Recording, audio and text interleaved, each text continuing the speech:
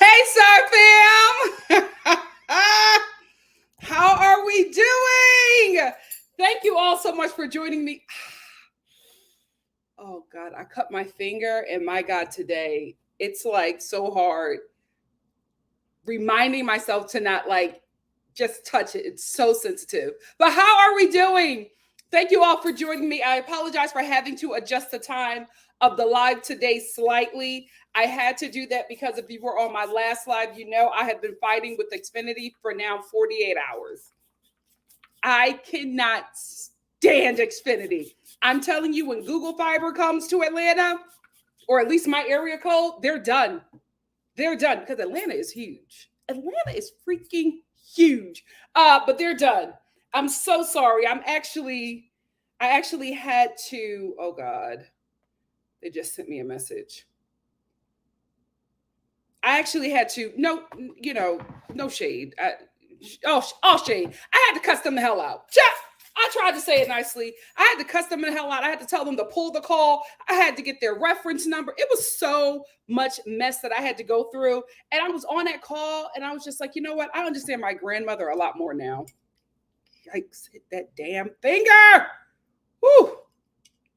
I understand my grandmother a lot more now. Xfinity, count your days. Count your days. Because I checked with Google Fiber. They said they'll be getting to me by this summer. You're done. You're done. Anyway, how y'all doing? I'm so sorry. I hate ranting about Xfinity, but they mess up my day so much. So much. Like, it's getting to the point where I have to like record calls. Why am I paying you to scam me? A mess. Hey, Miss Gigi. Hey, Black Lavender. What's up, Greta? Thank you, Visual Taste. Thank you so much. Hey, Mock Reviews. Hey, Brenda. What's up? Hey, Tracy. Hey, Sarah. Excited to get into it as well. You guys, hold on one second. I got to get a Band-Aid. Oh, they sent me something. The demon's going to send me something. What the hell you going to send me besides? And I'm sorry.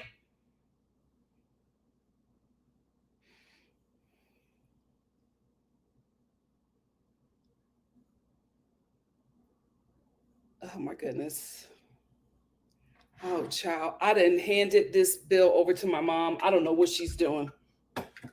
Because if I would have stayed on the phone with them, I would have like been so late with you guys. I would have still been on the phone with them. So I gave it over to my mom and now I'm getting these updates. I don't know what the hell Mama Star did, but God bless her. Let me get a Band-Aid. Hold on.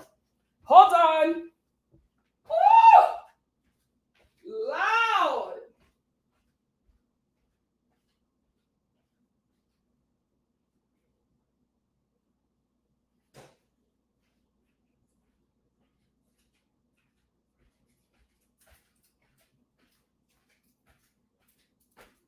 It's like I'm trying. Oh, in my business. In my business.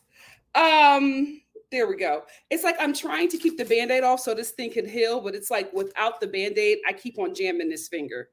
Like I cut right through my finger now and everything. It was a nightmare. That's the one thing about loving to cook. You're going to sacrifice your hands. You are going to sacrifice your hands. How are you guys? Thank you so much, Tracy. Tracy said, Star Family, on our way to 16K. Tracy, we got to get to 17. We got to get to 15. Oh, wait, no, we're at 15. Oh, you're right. I'm sorry.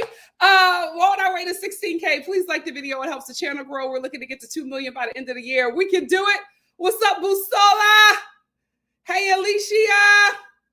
How are you? What's up? Love yourself.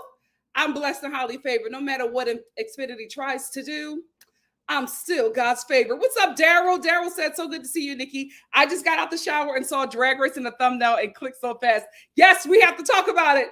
We have to talk about it. I am so upset that I wasn't able to make it to the finale. Y'all know I go to the finale every year, but unfortunately, I'm booked and busy. Me and my bestie were going to go, but I just could not get the time. I'm so mad at myself.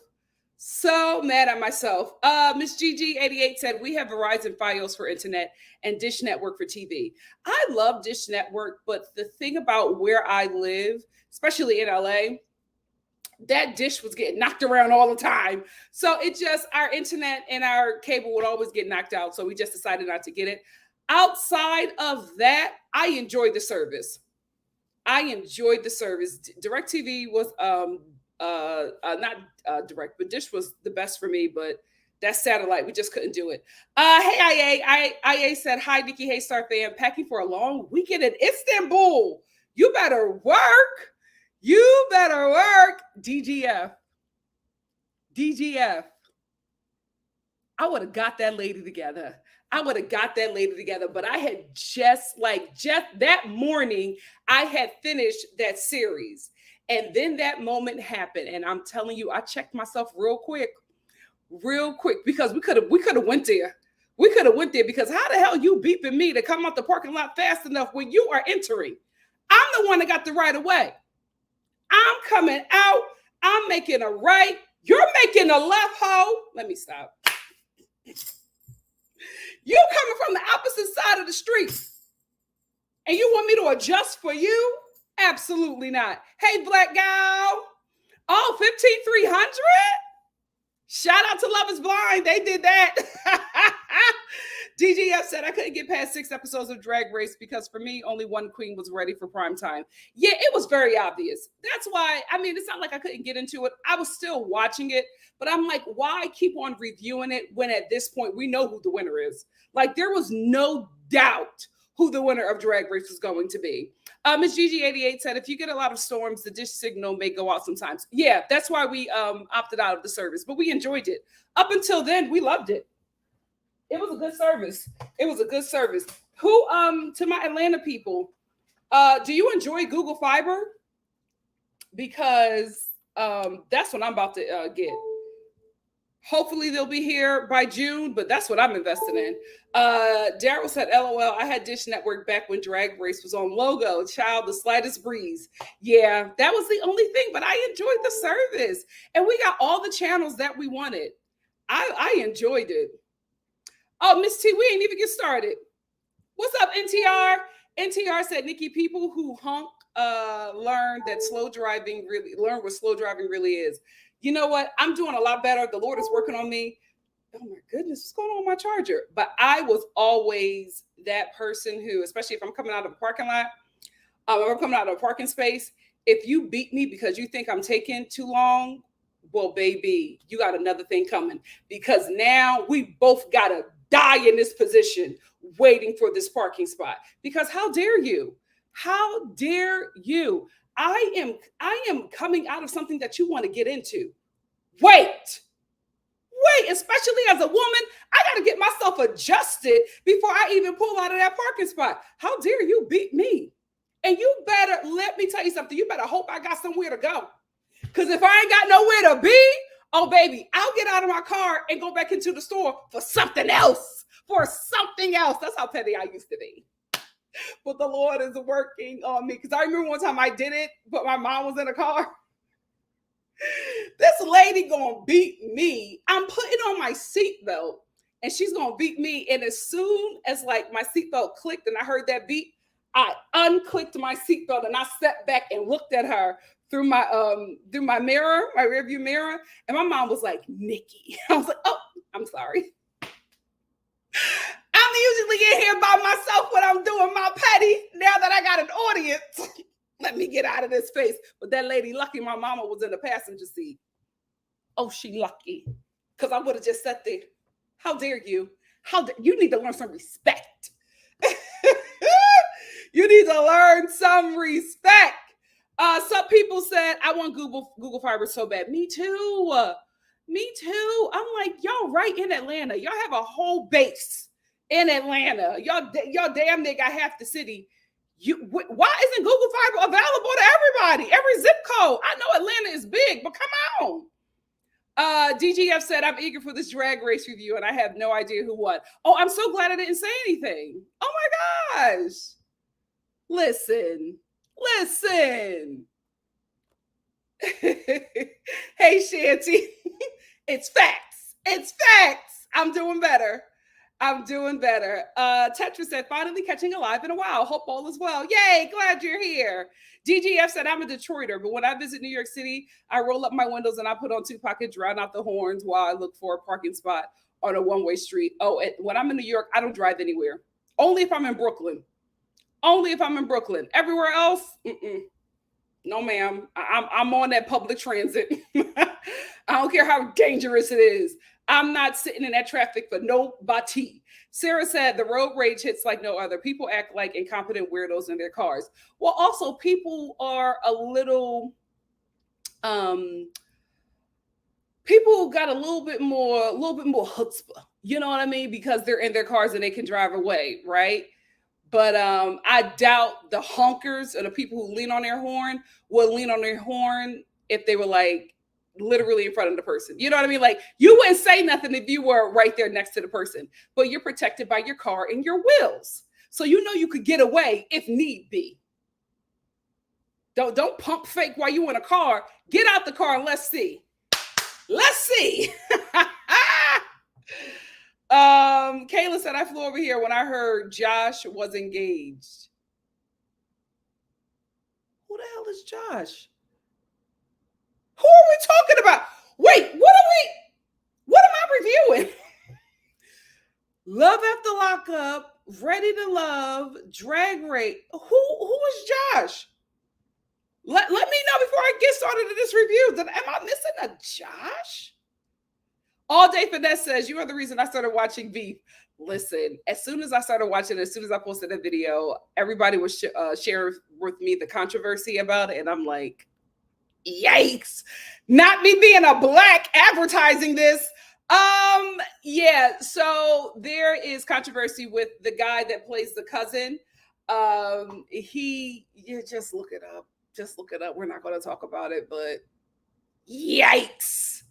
Yikes. So before you get into it, look into that and see if you still want to watch it. I will say I didn't know about the controversy, and because I binged it as soon as it came out, and I didn't know about the controversy, and my overall thought was that it was a great show. Unfortunately, it was a great show that involved a very terrible person. So yikes. Tracy said, yes, we are great in Brooklyn and we have the best drivers. Oh, I love driving in Brooklyn. I love driving in Brooklyn. If New York didn't have a rat situation, I would absolutely consider getting a high rise in Brooklyn. However, y'all know how I am in Atlanta. I can't do bugs. Y'all know I can't do rats. I saw a possum yesterday. I saw a possum by the dumpsters in my apartment complex, and I almost lost it. But I'm always on my balcony freaking out, and that possum all the way down there looking at me like, girl, what? I'm hungry. So that's the only thing. I'll always visit New York. I have friends and family who live there, so I'll absolutely do extended stays. But the rats would mess with my mental. It would mess with my mental. Sarah said, I live in BK and hate driving in Manhattan. That anxiety shoots through the roof. Oh yeah, absolutely. Absolutely. That's the only place I would drive is Brooklyn. I can't do it.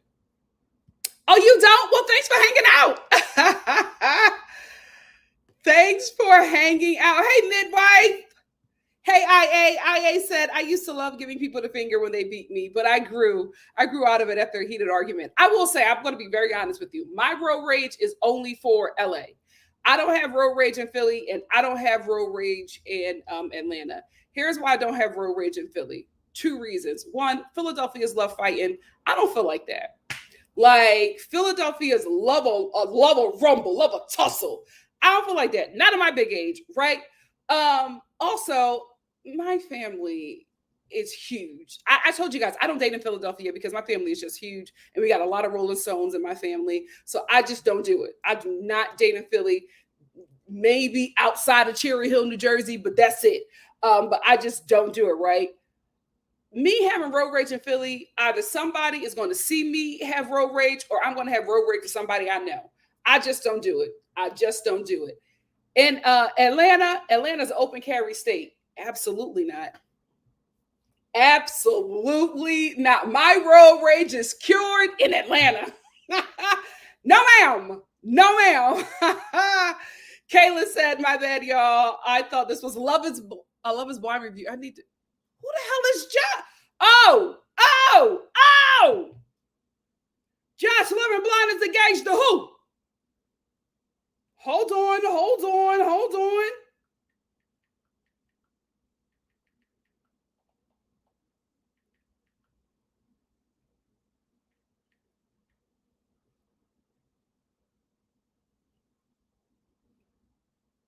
I don't see that. Send me your receipts.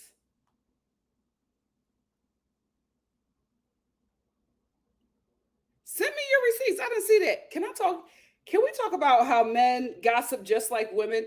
Because I was looking up Josh and Gage, Love is Blind, and a Men's Health article came up. And it's basically saying, is Jackie and Josh actually dating? Men love to get into the gossip too. They watch these shows. They watch these shows. DGF said, "Girl, a rat was racing us down the street." See what I'm saying? I would lose it. I would lose it. I can't wait to come. That's one of my foodie tours. I was going to do a whole tour in Italy, but the sex trafficking and all that. I was seeing a lot of videos on TikTok, and I'm like, I'm good. However, I'm definitely coming for a foodie tour. I'm definitely coming for a foodie tour. Your girl is chased now.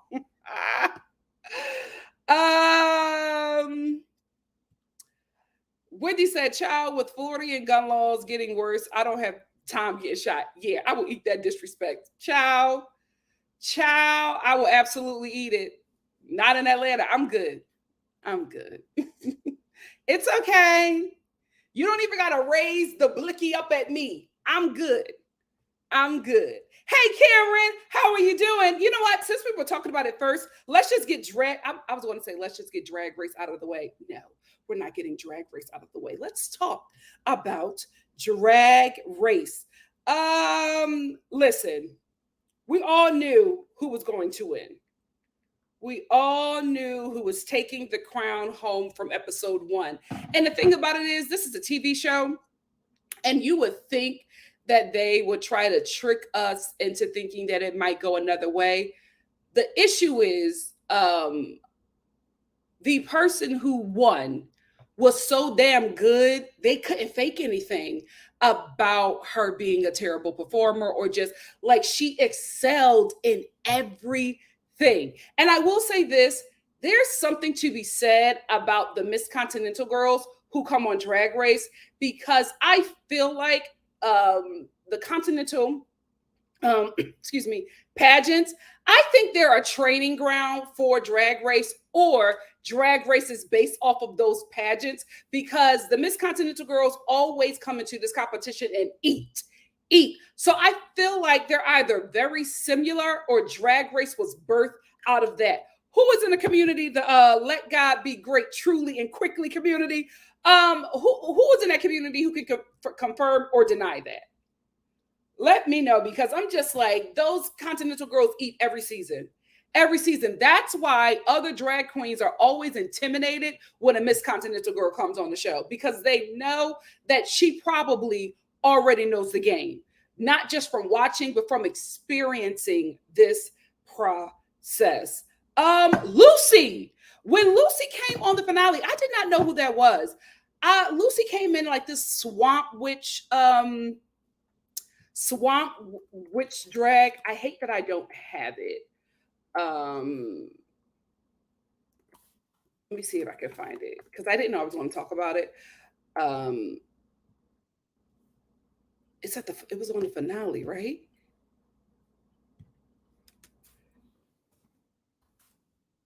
Or reunion. I can't find it. Maybe it's on her page. While I'm looking for it,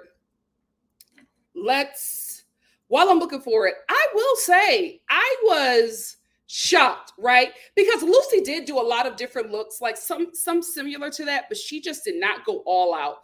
I won't say all out, but she just did not go to this level. It was just gag worthy. I was like, who the hell is this? And I feel like if we would have saw drag like that from her throughout the competition, I feel like her drag would have saved a lot of performances that didn't like just get quite there.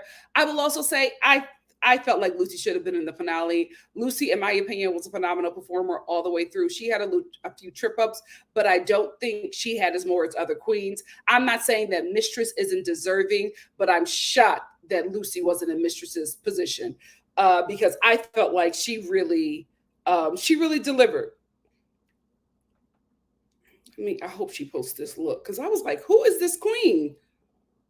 Who is this queen? And it was Lucy the whole time.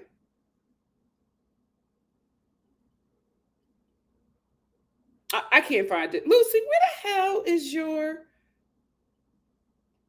Where is your?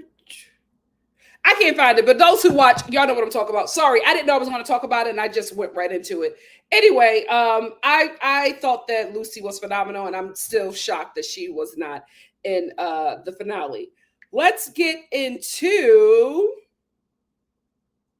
all the rest of the queens. I will say, you can tell that Drag Race, just being on Drag Race, is really doing a lot for the queens financially, because all of the queens showed up, especially the eliminated queens.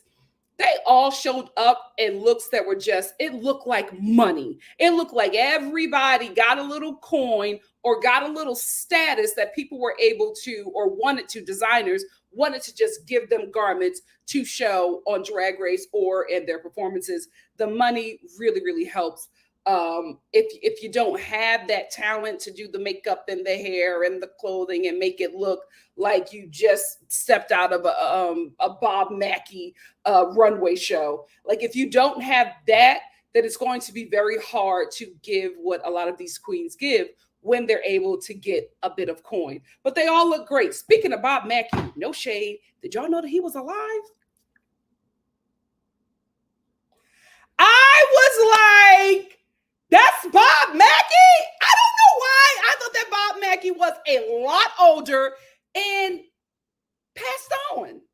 I was shocked. I was like, Bob Mackie is alive, got a head full of hair, is very attentive, young enough to read a teleprompter. I was gagged. Why did I think that Bob Mackie was along with his ancestors? I don't know why I thought that, but Bob Mackie looks great. Hey, Mr. Mackie, I'm so happy that you're still here with us. I love your garments. Let's get into the performances. I really like Mistress's performance. It was cute. It was cute. I felt like, she was letting you know that big girls can do just as much as everybody else. I think she looked great at the show. She looked great at her performance. That lift with that split she ate, I loved it. Let's get to Lux. I felt like Lux had the better song, in my opinion, out of all of the drag performances. I thought the song was better. The performance could have been a bit stronger, but I was just, I just love the song. Like, as soon as I heard the song, I went to my iTunes and downloaded it. Let's get to Anitra, Miss Walk That Effing Duck. I thought that she did a great performance as well, but I'm telling you, by the time we got to Anitra, I knew who was taking it home. And I'm going to be very honest with you. I knew who was taking it home by this performance right here. I'm so sorry. She ate this up with minimal direction. She was just in it the whole time. Even when the cameras were down, when they were taking a step back to learn more choreography, she was still in it. So I'm not surprised that our girl Sasha won. And I'm telling you this right now. From that braid performance, I said, there's no way. There's no way. When she started dancing and then each dancer took a braid and she was like, I was like, ah! I knew. I got chills right now just talking about it. Like, for me, I talked about this with Escape and SWV, talking about Tamika Scott. There are just some people who, when it's your time, when it's your season, no demon in hell can take it from you. When Sasha walked into that workroom on episode 1, everybody knew. Everybody knew that we would be here at the end of the season. When Mother took that velour coat off, it was damn near naked. Everybody stood up and screamed. Even the people who was rooting for other people. So, I mean, nobody was shocked. I think that this was a great season. Phenomenal performers. Unfortunately, they were on a show with somebody who was the clear winner from episode 1. So I will say, even if the views aren't what they should be for other seasons, I still think this was a phenomenal season. And the reason why I think the views, if they're lacking, are the way they are, it's because, like a lot of us, people checked in and checked out or probably binged the show, because at this point, we knew who it was like a clear winner. There was no way that we would see Anitra or any, like Anitra was phenomenal. She wasn't Sasha. She wasn't like, she didn't mess up on anything. She did not mess up. She struggled to get out of that coat a bit, but when she did this and unwrapped herself out of that dress, and it was all cakes and titties, done. But that braid performance, I hope she's doing it in Vegas, because I'm planning to go to a little weekend getaway in Vegas, and I want to see that show. I'm hoping that she gives us that braid performance. Rue, if it wasn't on the roster, if it wasn't on the show schedule, put that braid performance in there, because that was phenomenal. That's all I have to say about Drag Race. What do you guys think? Let's get into it. Daryl said, OMG, Sasha's alien look in the the music video was everything. She was just in it. There's like, you could not deny this is her moment. You could not deny that this is her season. She was just phenomenal every step of the way. She ate everything. There was nothing that they gave that woman that she couldn't kill. Nothing. There was no denying. Her. Hey, Lisa. Lisa said, greetings all on lunch break, so I can join y'all for a moment. Welcome. Brittany said, I knew Sasha would win and she deserved it, but I'm an Anitra lover. Oh, Anitra is a Vegas girl. That's another thing. The Miss Continental girls eat every season, but the Vegas girls as well. Those Vegas girls are performers. So, yeah, she was great competition for Sasha. She just wasn't Sasha. I hope she's able to really level up and do a future All-Stars and win. Yeah, of course. Well, listen, she's about to be on tour. She's on the new Drag Race tour. So she's absolutely going to get the experience. She's absolutely going to find more tricks and incorporate her martial arts into her drag a bit more. Hopefully, engulf herself in the ballroom scene. Become maybe a part of a house, and learn a bit more. Who knows? But yeah, she's phenomenal. They're all phenomenal. There was no denying her. This was her moment. Nobody could touch that crown. That was hers. Her name was sealed in that crown before the season started. DGF said, when I think about the seasons that were packed with talent, I was like, what happened with casting? What do you mean? The seasons that weren't packed with, did you mean work or were? I think with this season, they got a Miss Continental girl, a Vegas girl, then you got a bunch of drag mothers. I think this season they just had a lot of experienced drag queens, and then they had these newer drag queens who had a lot of popularity. And so I guess they thought this season it would be like a sink or swim for the newer ones, but the newer ones showed up too. Lux is pretty new, and she was eating. She was in the finale. Daryl said one of the backup dancers broke his leg and they had to modify and refilm all of the performances. The audience had to sit through all of that. Oh, I'm glad I missed that. And then I'm glad I missed this finale. My God, today. Those finales are long. So imagine having to reshoot everything. Yikes. Hey, Shin.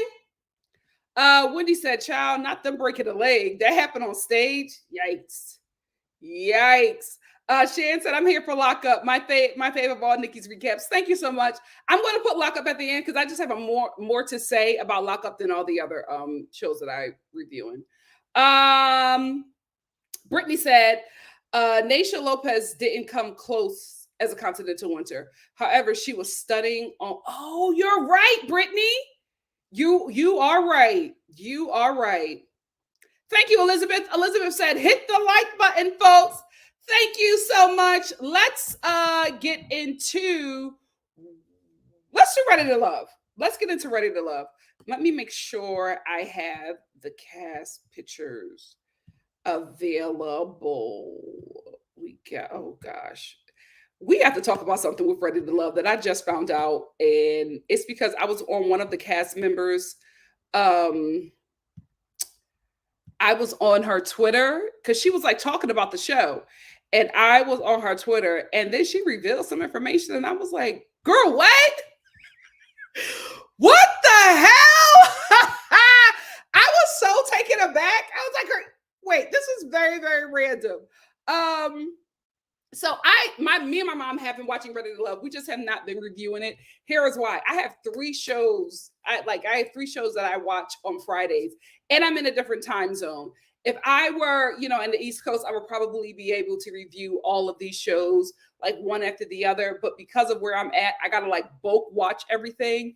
And Ready to Love and Drag Race, I was more into Drag Race because I've been watching that for longer. But this season of Ready to Love was really, really good. And so I decided to get into the reunions because they're always the messiest. But let's talk about this real quick. So I was like searching a hashtag, and then when I was searching the hashtag for Ready to Love, I stumbled upon one of the cast members. I think, is it Octavia? Z. I stumbled upon her Twitter, and she was saying that she was really upset at the reunion because Blue had asked her to fake a relationship so that they could stay on the show. So she was a little taken aback that he was dating somebody from the previous season who, girl, what's going on? What is her name? The girl from Ready to Love's previous season. Hold on. What is her name? Is it Kayla? Yes, Kayla. Kayla, I am so shocked that you are struggling to find love. And I think that maybe you're probably not struggling. You just want to stay on TV and work in entertainment in some kind of capacity. And you were just using these storylines to stay within the own universe. And there's no shame in that. And there's no shade to that. Because I just can't believe that somebody your age and as beautiful as you are struggling to find love so much that you have to continue to date these men from this show. Because we got to be real about Ready to Love. They don't be picking no winners for these women. And I feel like a lot of these men are lying about their age because a lot of these people are not looking like Black people in their 30s. We just have to be honest here. I'm just like, Black 30s are not anybody else's 30s. Black 30s are everybody else's 20s and late teens. You know what I mean? Like, this is not normal for all these Black people to be looking run down like this and they 30 freaking 3. Like, something is up. Something is up. And I feel like a lot of the men are lying. So I'm just shocked that Kayla is like just struggling to find somebody in Miami, and then she finds Blue, him of all people. Blue, who was 40, 20 years ago. He's lying. Anyway, so she came on to the reunion because she has been dating him for weeks. And Z was like, I'm a little confused because not only were we just having a little spicy conversation a few days ago, but he also asked me to fake a relationship with him on the show while he was also trying to smash somebody else. So I'm just shocked. Right? He's been dating somebody for 3 weeks and he was in all this mess, right? So then as I'm reading the hashtag and I'm reading, Z's interaction under the hashtag, I see Z say, I see somebody respond to Z and be like, girl, he just got locked up on Monday. I was like, what are you talking about? Baby, they in the comments saying that Blue just got locked up and he's sitting in prison for a PPP loan. This is not funny, but how in the hell? If you are doing fraud, why in the hell are you on reality TV? Why in the hell are you on reality TV? I was like, excuse me? So Blue, he's scamming all across the board. All across the board. Anyway, I just had to talk about that real quick because I was like, I cannot believe that this man is, while we're watching this reunion, he's sitting in prison, watching it with us. Child. Anyway, let's, before we get into the toxic people, let's get into the kind of toxic people. Sue-Ann, she is now dating Blake for real, for real. I'm gonna say this. I'm happy for Sue-Ann. She seems very happy. I want her to just enjoy life. I think Blake, I'm gonna be real with you, Sue-Ann. From what I was watching on the show, it did not look like Blake was into you. I think that Blake is more into um, what you can provide, right? Because you're obviously a very great lawyer. You're on Ben Crump's team. She's doing a lot of these high profile cases that deal with billions, damn near billions of dollars, and she's getting a cut from that. So she's a very highly sought after, renowned, barred up, money up, coined up lawyer. And I think Blake likes, I don't think he's interested in Sue-Ann. I could be wrong. I hope I am, right? But I think he likes the proximity to somebody who has all of these things. We don't talk about kept men as much as we should, as much as we talked about kept women and what women want from men and all of this stuff.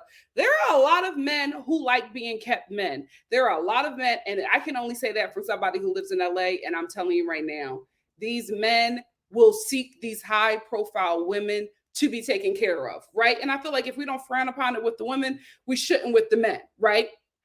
But I think that this is a situation with Blake and Sue-Ann. I think that Blake really likes the proximity to greatness being with Sue-Ann. And also, I think that she provides a life for him that he probably cannot provide on his own. But if she likes it, I love it. She seems really, really happy with him. I'm not going to drag because I have a version of this dress, but Sue-Ann, why were you in this AliExpress dress? I always expect, because Sue-Ann is so coined up, I always expect for her just to look a little different. And when I saw her in this AliExpress dress at the reunion, I was like, I really was expecting for you to be draped in like Burberry, something. I did not expect this dress, but you know what, girl? You seem happy. I hope that this is the real deal and that this man is not taking advantage of you. But you know what? If you're enjoying the ride, have a good time. Have a good time. She seemed really happy. She seemed really happy. So if she's happy, then I'm going to go with it. Let's go into full toxicity with Jeffrey and Andre. Jeffrey, Buckwall, where did your accent go? Who was this at the reunion?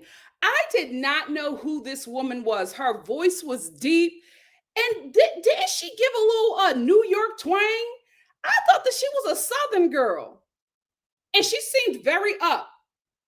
I don't know if she has a medical condition, but throughout the season, Jeffrey was tired. Didn't she look like she was falling asleep in the confessionals and on the dates? I was like, is she okay? Is something going on? Because she always looked like she was about to fall asleep. But at the reunion, I don't know if she had a Red Bull or whatever it was, but this was a completely different person. I couldn't believe it. And I couldn't believe that nobody called that out. I'm like, Tommy, you don't see that this is not the Jeffrey we saw the entire season? Well, I'm just looking for love and for somebody to be there for me and my kids. That was her at the reunion. He ain't want to be around my kids. So I couldn't be with a man like that because he didn't want to be around my kids. Who the hell was that? I could not believe that nobody said anything because I was so gagged that that was the same person. Anyway, her and Andre didn't work out. Surprise, surprise, that Full Force did not want to be with Jeffrey. Like, of course. Of course. I will say this, right? Although it seemed like Full Force was on the show just scamming for attention, I will say I did see something there with him and Jeffrey. However, Jeffrey was always really vague about what's going on with her kids and their fathers. And I felt like that was something that was already out there. And I think that Full Force just used it to end the relationship because he was on the show just for exposure, in my opinion. I could be wrong. I could be wrong. I will say he is good for reality TV.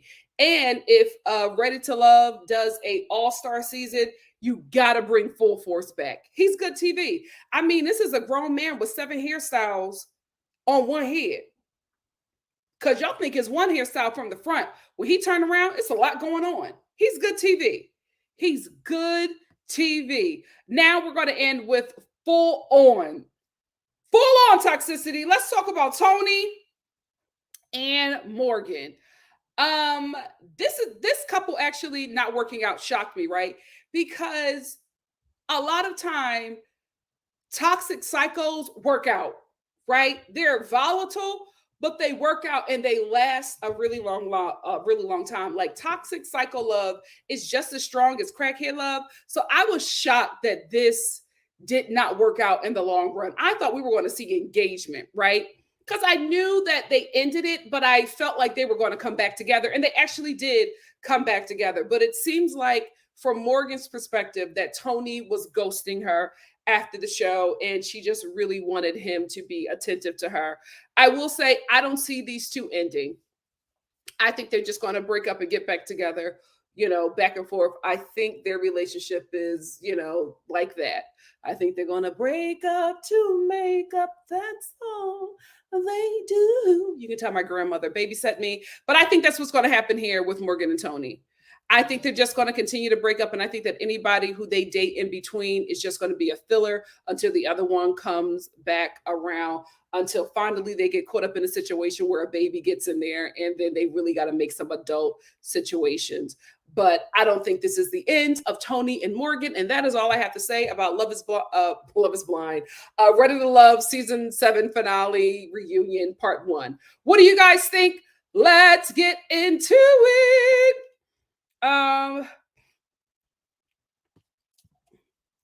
Shanty said Blue got arrested for fraud and he's definitely giving 50s. The men on the show was lying. I'm like, that's not a black man 40. It's not. Even if you like, it's not. Kamisha, they are lying. They are lying. All the men. It's the men, especially that freaky guy from Paris. Remember him? He was freaking everybody out.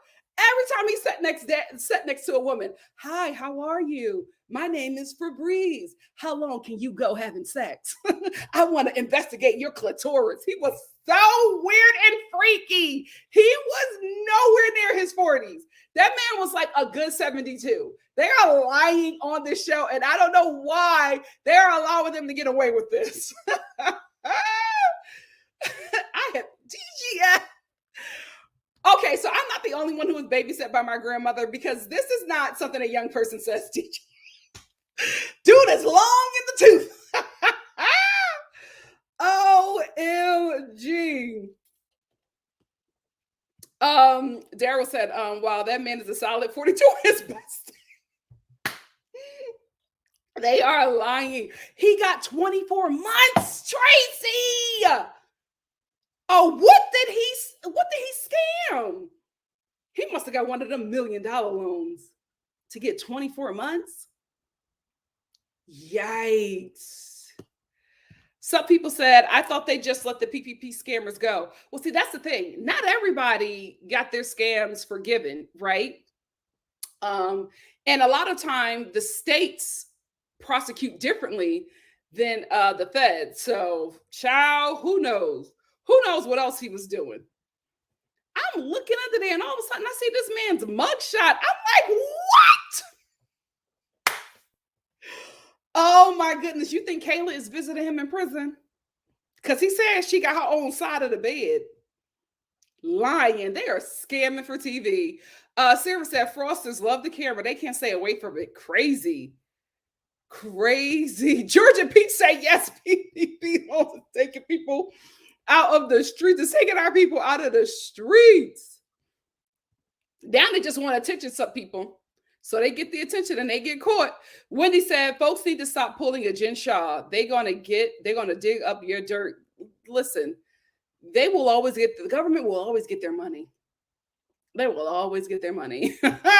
Shanty said, and Lyndon having a roommate in Florida at his big age. Nah, do they vet the contestants? They don't. And half of these people didn't even live in Miami, let alone Florida. Something was up with this season. I Am Brown Sugar said, I'm not sure Advocate Sue makes a lot of money, but she absolutely provides a lot of cachet and access that would benefit Blake by association. Well, she's on Ben Crump's team. And I feel like if they're doing these like million and $1 billion lawsuits and winning, she got to be getting something, right? Oh, she has Crohn's. Thank you. Okay. Thank you so much. Because so what was going on at the reunion? Was she okay? Is it curable? You know what? Let me look this up. Let me look this up. Because I'm gonna be real with y'all. I said Crohn's like I knew. I heard it, but I don't know what Crohn's disease is. Let me look this up. Oh, it's a bowel disease. Oh, weight loss. Oh, anemia. Okay. That's what, fatigue. Okay. Okay. And it says skin rashes. So maybe that's why her foundation was like that, because I noticed that in some segments, her foundation was like packed really heavy right here and just here, but other places it was lighter. She was probably dealing with that. Oh, Jeffrey, that's so unfortunate. Your behavior on the show was terrible though, but I'm so sorry. I am so sorry. Oh, he is the long lost member of Full Force or Full Force Tether. He wanted them. He wanted them. Cameron said, every year I'm ready to love. These men get worse and worse and worse. And I hate the fact that all the men from each season are all frat boys. And that's why Tommy won't hold them accountable like he should. I will say nephew Tommy is funny. I think he's a good TV personality. I feel like we need to get a host that's not I think we need to get a neutral host, because I just feel like he gives the men so much grace, and these guys are awful. These guys are awful. These guys are sitting here faking relationships on the show, then sleeping with women who are eliminated. That's why that I forgot that girl, the girl that was dressed like she was going to the Met Gala. That's why she was upset, because she was just like, I think it was Blue. She was just like, if you're fighting for me, then why didn't you try to fight a little harder to use my save so that I can stay on the show so that you can date me? I get eliminated from the show. You calling me and you're excited because now you can date me that I'm no longer on the show. She was like, absolutely not. I didn't like that. She's like, I felt like he was trying to sabotage me so that he could get me off the show and have me for himself. That probably was it. But I think that Tommy, he's very partial to the men, and I don't like it. It's very obvious. Miss Brown Sugar said they are not done with each other. They got about 3 more rounds left in them. Yeah. I'm telling you, I think what's either going to end this toxic relationship and them going back and forth is either the police, somebody getting stabbed, or a child. I hate to say, I feel like a stabbing is the best solution here. They are just a mess. They are just a mess. I don't know. And why are they lying to Black people of all people? Like, we don't know what we look like at certain ages. I'm like, none of these men are in their 30s, except for, it's the same, Marco. Marco is the only one. Lyndon too, but I feel like Lyndon, you getting out of there. You getting out of there. But Marco, I feel like you're a boomer. What's up? Hey. Even still as a boomer, you absolutely heard that from your grandmother. No way. No way, DGF.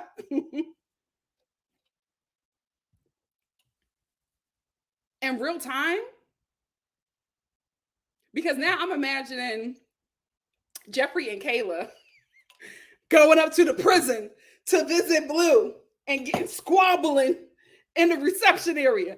Denise said, Blue-Eyed Blue isn't with Kayla. He's with Jeffrey. They showed the video dancing together. I'm wondering if she'll hold him down as the ride or die chick.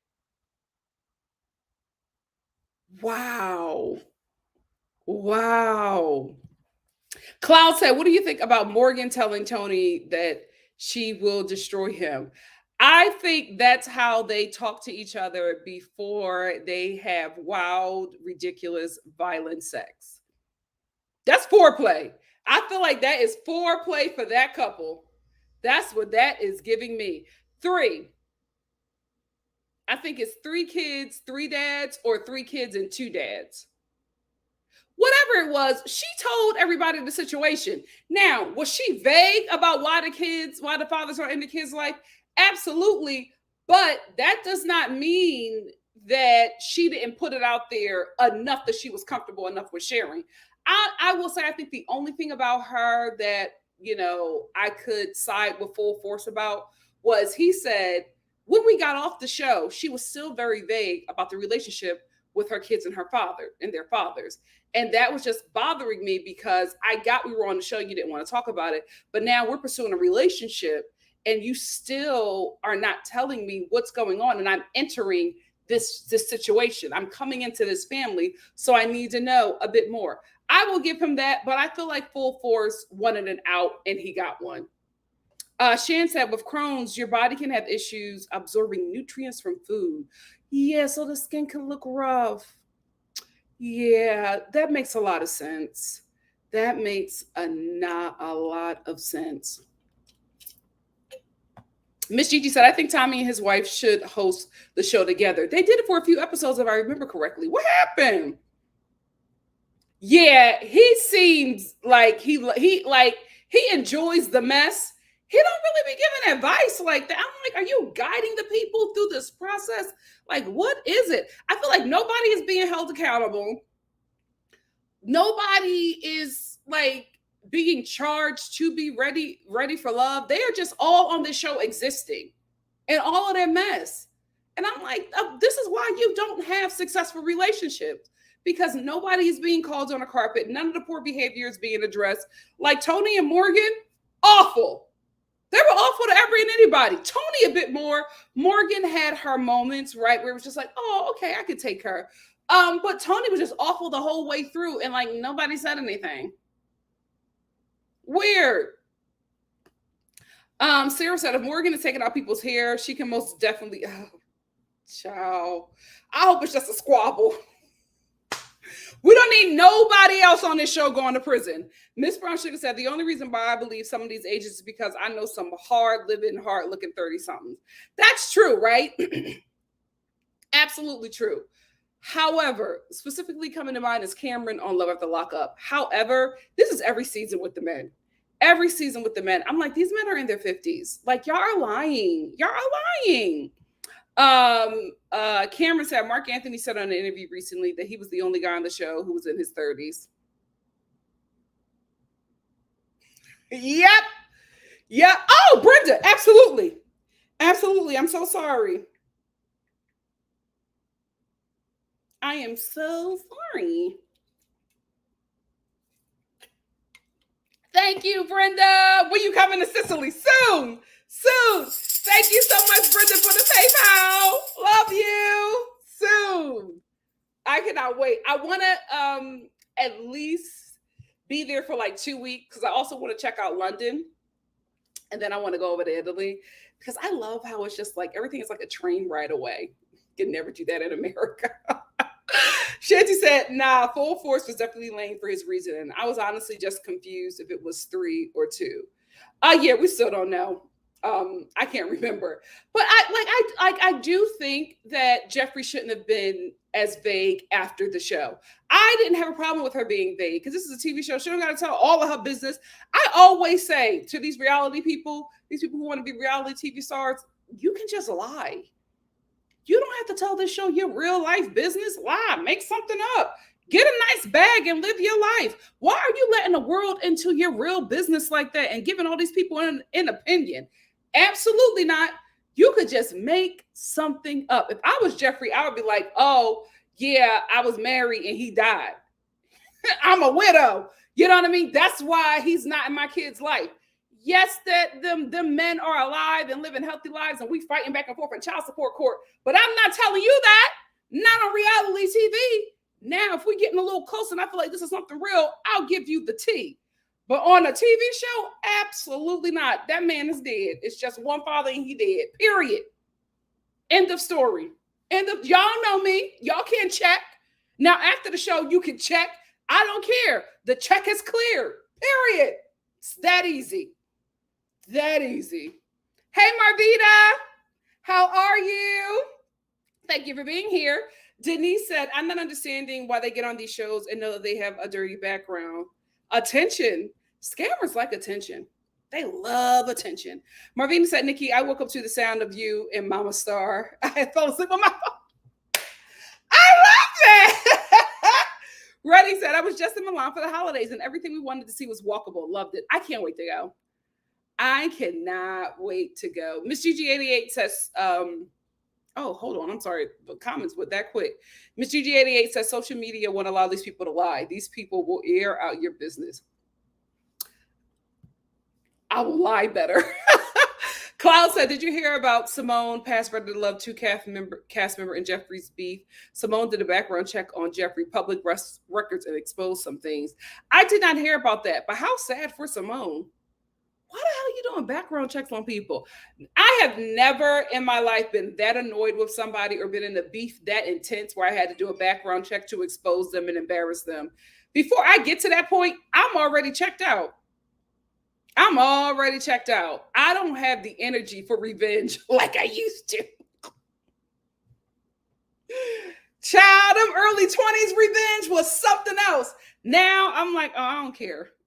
Like, oh, we just don't like each other. I get to the point where I just cut. I'm good. And it's so much easier. The first time you cut off a relationship is really, really hard. The second or third time, it's just snip. It's easier. I just cut. I don't even get into it. You will be beefing with me by yourself. I'm not going to go back and forth with you. Nope. I'm at the point where I just block. Like I used to get in all kinds of Twitter arguments. The only Twitter argument that I have energy for right now is Xfinity. Everybody else, I just block. I'm not doing it. I'm not doing it. Michelle said, been in Italy before. It was interesting. Racist. But Belgium is where it's at. I felt so at peace there. Plus, I speak 2 to 3 languages they speak there. You know, I keep on hearing conflicting things about Italy. I just like, you know what? I just got to experience it for myself. I'm going to eat my way. I'm going to eat my way through Italy. I cannot wait. But you know what? As a Black person, I always expect a place to be racist until it isn't. Always with the guard up. I'm always walking these streets like I'm in Mississippi. Miss Brown Sugar said, or don't succumb to the narrative that you have a dirty background. Sometimes life be lifing. True. I believe so. I don't know how much they get paid on ReadytoLove, but I do not see, especially with ReadytoLove being a union show, I do not see them not paying their participants. Absolutely not. Oh, that's happening. That's happening. Kelly said, there are a lot of places where Google Fiber is in Atlanta. So I'm patiently waiting for it to come to my area. Me too. I'm a Google person and I have all of their items from the Pixel phone to earbuds. I cannot wait. I cannot wait. Miss Brown Sugar said, I thought it was one of Simone's lower moments. Why are you caping for absentee fathers like that? Who cares? Yeah. I mean, I ain't never been that down bad in an argument. I ain't never been that down bad. Tracy said Jeffrey threatened to file a complaint on her bar license. Oh. Wow. What the hell were they fighting about that it got that deep? Ciao. Georgia Peach said exactly about Simone. Doing that was pitiful. She is so judgmental of relationships as if she's an expert after being on 2 or more dating shows. She was on another show? Plus, she was a victim. Oh my. Why is this so messy? Hold on. Let me look her up. Why is this so messy? Like, what the hell happened? You know what I just had a craving for? So random, but I just had a craving for this. If you have a Sprouts in your area, those cherry and apple turnover pastries that they have right in the front, delicious. I'm about to get me one. Oh, this is Simone? Why is she so angry? Like, what is going on? Why are you fighting with Jeffrey? Girl. IA said, as a Black person, I can highly recommend Seville in Spain and Costa Rica. Oh yeah, Costa Rica's on the list too. Costa Rica's on the list as well. Denise said, Jeffrey got mad because Simone said what she said about her and didn't know that an attorney wasn't going to play with her and expose her behind. I will say, as a potential client, I would be like, why the hell isn't my potential attorney online doing background checks on people? I don't know. I just feel like certain professions, I know that everybody is human, but I just would not want to see my attorney going back and forth on social media, exposing somebody's background check. And like, I just feel like some jobs to me, I feel like are a bit prestigious or should be above certain things. That would not be something that I will want. That I would want to invest in. Georgia said Simone was on Steve Harvey's dating segment. She went on a date with Waz Alonso. Oh, child. She been ready to love. Anyway, let's move on to 90 Day Fiance. That is just so messy. Let's talk about Chris and Jamie. Let's talk about Chris and Jamie. Where they at? Okay. We have talked about this before. I knew Chris did not have any money. So yes, the excuse that Chris was going back to handle her medical issues, I do believe that is truth as well, right? But I also believe, before we even got to this episode, that Chris went back to Alabama because she just did not have the money to support her and Jamie. And here it is. It comes out in the episode that Chris has not been back to see Jamie for 3 months because Chris is now paying for everything because her and Jamie talked about Jamie getting a new job because her job would not allow her to. She says the job wouldn't allow her to spend time with me, but I think Jamie's job would not allow her to film the show or, take off all the time that she needed to film the show. So I think she left the job to film the show. And now she's trying to find something else, trying to find another job. I know that's right, Jamie. So Chris is like, I cannot go back there because I cannot afford to not work and pay for everything because I just don't have the money. Right. So her and Jamie are fighting and Jamie is just like, I don't know if she's coming back. And Chris is like, I can't come back because I can't afford to pay for everything. And I think that's what happened. And I have to be real with you. I think this is what a lot of those Americans do. I think a lot of Americans go to other countries and find people who have rose-colored glasses on about what America actually is, and they are able to woo them with just being American. And these people who have never been to America, just seen what America puts out to the rest of the world, think that this is the land full of milk and honey, right? The streets are paved with gold, not piss and blood. You know what I mean? Like, they don't really know what America is. So they are thinking a certain way. And then they get around an American who knows that, right? Because it could be an American from any kind of walk of life, especially a working class or poor walk of life. They can go to somewhere else and live like a king or make people think that they're some kind of person that comes for money just because they are American. And I think a lot of Americans do that in other countries, have these little rendezvous and do not expect to get caught up. And I think Chris had a little rendezvous and got caught up with Jamie. And now she has to provide in a way that she led Jamie to believe. But now Jamie is seeing that her sugar mama ain't got no sugar. So now she's doing all this crying because she realizes that Chris probably ain't never coming back because Chris cannot afford it. And now she's out of a job. So she's falling apart because how in the hell is Jamie going to pay for everything? Because I was just like, If Jamie was secure in this situation, I would not, if Chris wasn't calling me, but she was still sending money, I wouldn't be calling her. I would be at brunch with my friends, luxuriating. You know what I mean? I would be getting a new nail set every week. I would be living my best life while my sugar mama dropped her sugar in my account. Now that the sugar mama ain't dropping as much sugar as often as she used to do, Jamie falling apart. You got to do your research on these Americans, honey. You got to do these research on them Americans. The majority of us are dead broke. Are dead broke. The American that you're looking for can make you disappear in 2 seconds. I'd stay away from them too. I'd stay away from them too. So I think they both got. I think they both got. And I don't even know if they'll be together by the reunion, but we will see. Let's move on to Jen and Rishi. These two are strangers. TLC, you are not fooling me. They do not know each other. They have never met. They have not been together for 10 years. I do not believe it. I do not believe it. I think they were both catfishing each other, and then they collectively came together and catfished the audience. Because who the hell is this man in this picture? It is not the same man that we've seen on that show. Something is going on. Something is going on, because I do not believe that they know each other.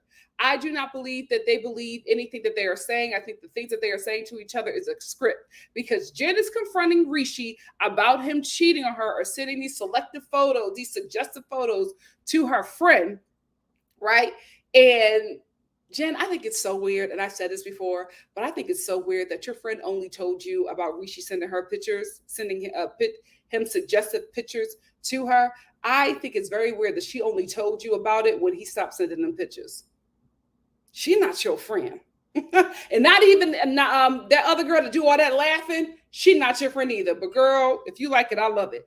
Anyway, when she's confronting him about sending the pictures, first of all, she's like, Rishi, I want to see your phone. Rishi gives her the phone to prove that he's not cheating. Everything is in Hindi.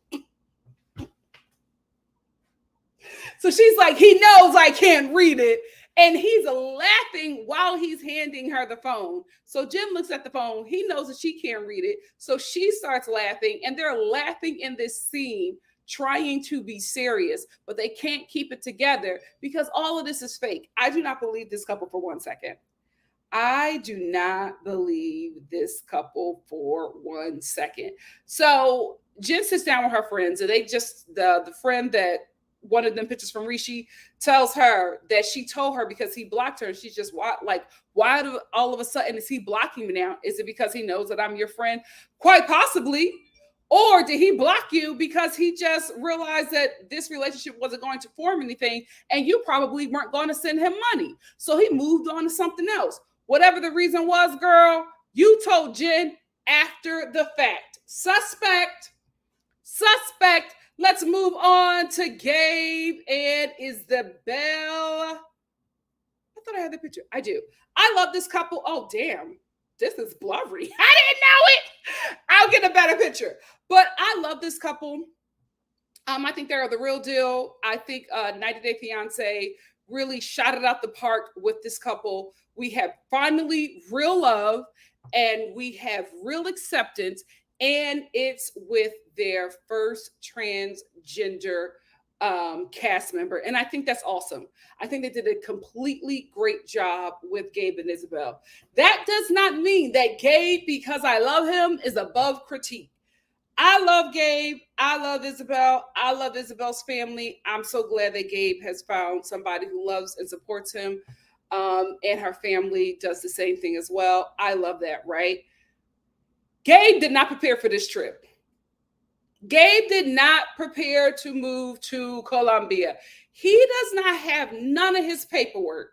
Like, every time they try to make a move so that they can either get married or Gabe's business could be legitimized in Colombia, there's always paperwork that Gabe don't have. And Gabe at his big age is always like, oh, well, I didn't know I needed it. Why the hell you moving to another country and you ain't know you need all this paperwork? Like, one missed paperwork is one thing. Here we are again, where you're trying to acquire a license and you just don't have none of the information that you need to acquire a license. And I get, because in the beginning I was just like, oh, it's going to be tricky because Gabe is trans and they're not going to allow it because Gabe has to show proof or whatever and all of this stuff. But then all it is you just have to show us, we need your license and your birth certificate and I think your passport, and that's it. Gabe was like, oh, I don't have a birth certificate. I know I needed it. You need all of your information. And why don't you have everything in like one place like a normal adult? What is going on? I feel like Gabe is somebody who, because they live in a society and in a world who has not accepted who he is, I think his family has babied and protected him from a lot of things, especially that big sister, that Gabe is just not capable of doing a lot of things independent of the help that he has along his life. And he needed that help. So I'm not dragging him or the family for being that protective over him. But I'm like, Gabe, you got to get it together now, because not only are you on your own in Colombia, you are going to be the head of household. You are the husband. You're going to be the husband and the father, and you are going to have to lead out that household. And you need to know how to take on all of these tasks, because Isabel and her kids are going to be looking at you. You can't be looking at Isabel and her kids and going, you got to get your stuff together. I love you. I'm rooting for you. Get your stuff together. Oh, gosh. Debbie and Osama. Where is her son? Where Debbie's son? Get your mom. Your mom is getting scammed. Get your mom, please. She is on his show like, oh, Osama, he loves me so much. He took me to poetry and it was just so great. I love being with Osama. I'm afraid for the cameras to leave this relationship. Like, this is not a fun, cute thing for me to watch, because this lady is oblivious. And I knew that she was a fan of the show. She looks like a fan of 90 Day Fiance, right? But I would feel better if she were in America. So with that, unfortunately, sadistic cop son, I would feel safer that she had somebody coming in and checking on her. But to leave her in a foreign land with this man that is obviously scamming her, I'm concerned.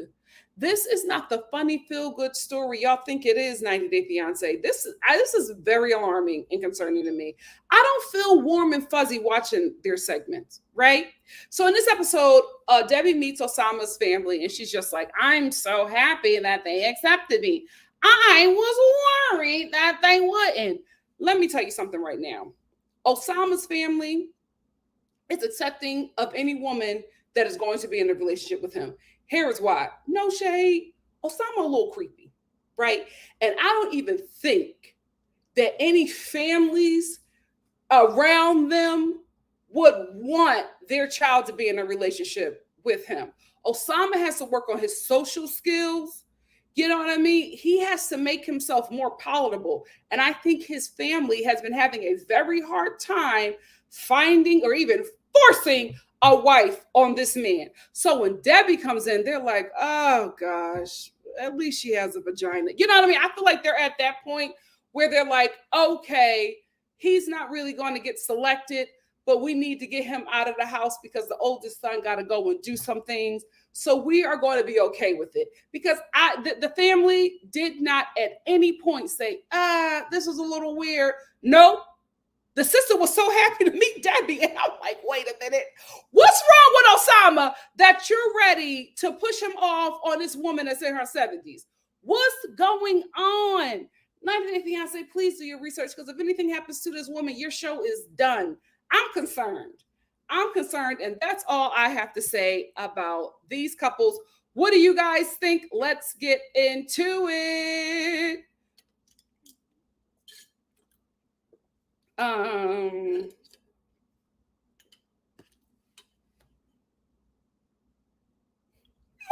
I never heard you talk like this. Martina, I have never heard you talk like this. Oh, Tia Bia says, I honestly think, talking about Chris, that she's addicted to her pills. You think so? Oh my gosh. I didn't want to assume because she's from Alabama. Oh gosh. Some people said, I try to tell my family in Haiti, this is what really fools them, is that Americans buy everything on credit. And there's only certain Americans that can do that. The rest of us, if it wasn't for Klarna, we wouldn't have a shot. Yeah, she been giving me scammer. No shade, Chris. You were giving me scammer from the first time we saw your house. No shade. The house looked condemned. The house looked condemned. I'm like, people are living in this? How the hell are you on the show trying to take care of somebody else? What's going on? That was a red flag for me. And the fact that they could not go inside the house. They were filming all of their scenes in the driveway of this condemned house. Something was up. I'm like, you mean to tell me all of your scenes are in the driveway? We ain't never been in that home. What's going on? What's going on? Tia B said Rishi definitely be catfishing with the dad bod. I mean, well, what happened when they took the pictures? Because he looks different in the promos for the show. Something is going on. Something is not right with that couple. I cannot put my finger on it, but something is not right. Brenda said, friend was loving it and then butthurt by being blocked. Brenda, that's exactly what happened. That's exactly what happened. She was into him. She was going back and forth, knowing good and well that that's her friend's man. And when he blocked her, she felt some sort of way and she decided to tell her. Because I'm just like, you should have told Jen as soon as that happened. Why are you telling her now, revealing it to her now, like you're being a good friend and doing a good deed? Girl, no. Girl, no. Oh, no. There's nothing wrong with a dad bod. I love your little dad bod. We're not going to drag dad bods. But what I'm talking about is that is not the same man. Like something is up. There's a time difference here that the show is just not explaining, because Rishi looks different in the promos. He looks different in the pics that he was sending around. He even looks different in the first few episodes.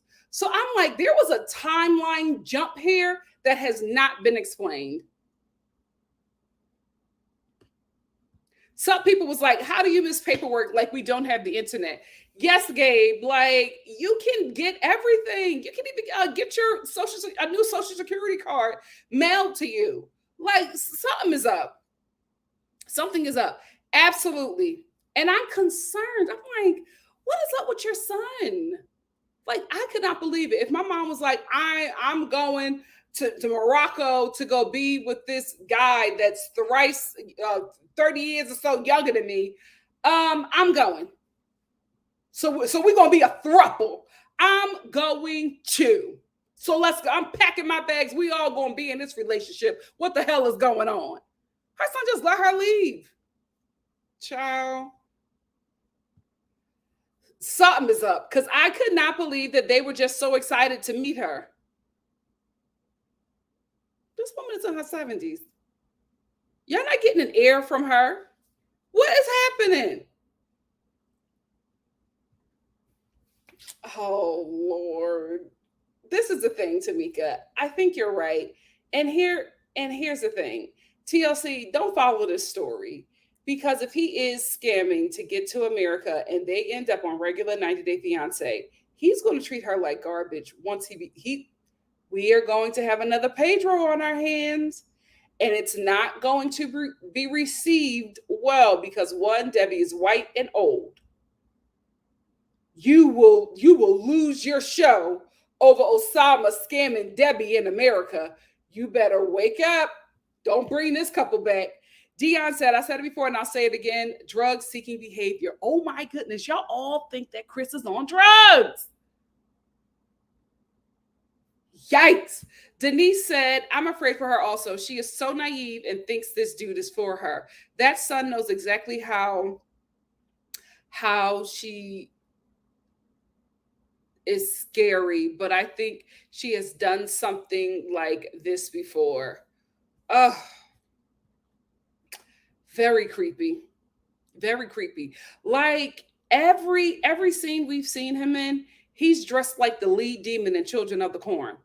Like all of his outfits are from Children of the Corn. And I'm like, why are you the only one that look like this in this town? Something is up. Something is up. Yeah, listen, let's get that scary son to come rescue his mom because I'm concerned. I am concerned. Oh, you know what? I didn't. Thank you so much for bringing that up. Thank you so much for bringing that up. I did not, Drea. Let me talk about them right now.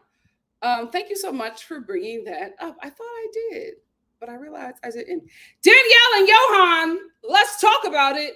So this is what's happening, right? Danielle was playing games with Johan's feelings, and she got her feelings hurt in the process, right? Because when we talked about it last time, I was like, Danielle, don't play with that man. Don't play with that man. Because Danielle was throwing it in his face that her ex-fiance was here in the DR and she wanted to visit him, right? Knowing, because she had a whole confessional, knowing that he would have a problem about it before she confronted him on camera about it. So she confronts Johan. She tells Johan that he's here and she wants to see him. And he was like, you can go see him all you want to. You won't be coming back to me. And I understand him. I understand him. So ever since that conversation, they have not been in a good place. So to, butter him up, she throws him a birthday party, but he don't feel like her because they just had a disagreement and he's not really feeling her. So she plays this damsel in distress, this victim, and starts all this crying and saying that she's not going to stay in the DR. Because, girl, we done heard why you in the DR. You're not going nowhere. But she's not going to stay here if he treats her that way. And she's not going to stay married to him. But this is the thing. You cannot set a fire and then get mad when you get burnt. You were playing a dangerous game with that man's ego because you wanted to feel desire. Johan was not doing what you wanted him to do. So you wanted to make him feel like he could lose you. And when he was just like, okay, let me lose you then, you got your feelings hurt. Don't play with a man's ego. You won't win. You will not win. She should have never played that game. Like every woman knows, you cannot go to your husband and be like, my ex-fiance is out. He's here in town. I'm going to go have drinks with him. Without you, I'll see you later. What the hell your husband going to say?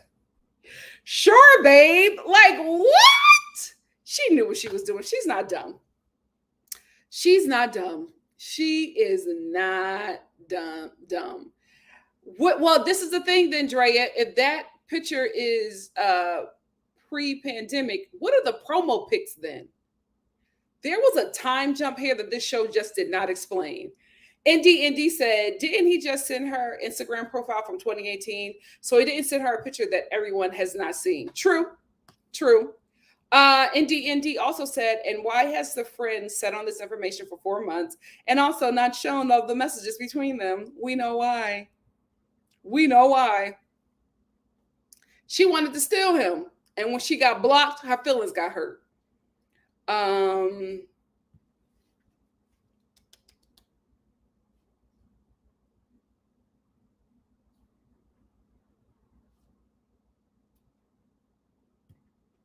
Miss GG88 said, Nikki, Love in Paradise is on TV again. You probably saw it already on Discovery Plus. Mama Lydia had quite the makeover. Did it start yet? I got rid of Discovery Plus. So I haven't seen it yet.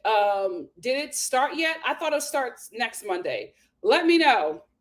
Because I didn't see a new episode and I have it saved. So let me know. Spency said, I didn't believe it at first about Chris, but the way she ran out of money makes me think she is. Oh, yikes. Marvina said, I live around a lot of Amish people. He dresses like them. He does. Absolutely. My mama ain't moving nowhere to be with no man that we don't know. Get out of here.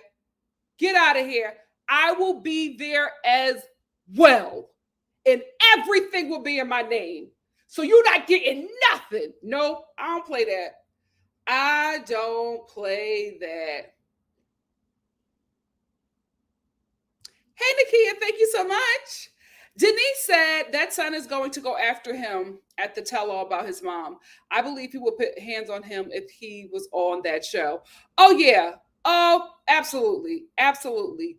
I don't ever want that son on this show to interact with him. He might interact with him at the tell-all, but I just think that would be a very dangerous place for Osama. Yes, I think Osama is scamming Debbie. I don't want him dead. So I don't want that son interacting with Osama in a not safe place. Spency said, why would she play with that man when he is fine? I think out of insecurities, right? I think because, he's handsome. He has a build that makes him extremely desirable wherever he is, right? And he's also, younger than her, right? And the only thing she really has over him is her being American, right? And also her being the breadwinner in the relationship.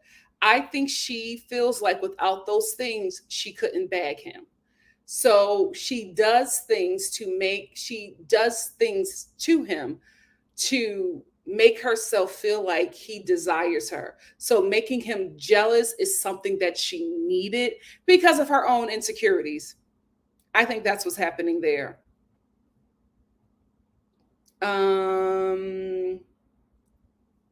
Oh, the first episode already came out?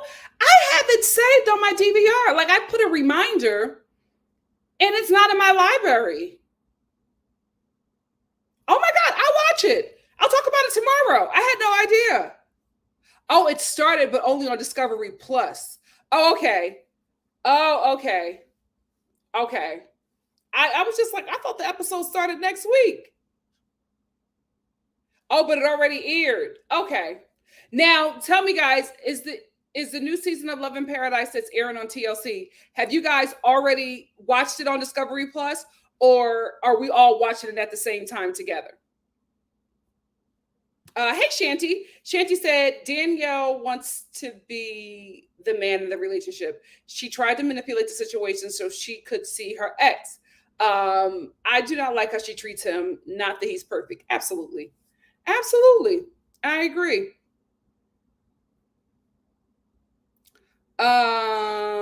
Okay. ND said, how is it possible that Chris has taken on these manual jobs but has a broken neck? It wasn't so much pain in Colombia, but seems fine now. Listen, pain is manageable for some people, under a lot of pills. Now y'all got me thinking this woman is addicted to pills. Star family, why are y'all doing this to me? She did. But I also think that Jamie quit her job so that she could film the show. I think a lot of people that come on the show, especially the partners who, not the Americans, the non-American partners on 90 Day Fiance the other way, this ain't America, right? So you can't tell your job that you need 3 months off so you can film this show. The job is going to be like, well, we're going to get somebody else to do it. You know what I mean? America would be like, oh, you're going to be on this show? Come in, let's meet with us. Let's advertise the show. A lot of other places in other countries don't do that. They just get somebody else to do your job.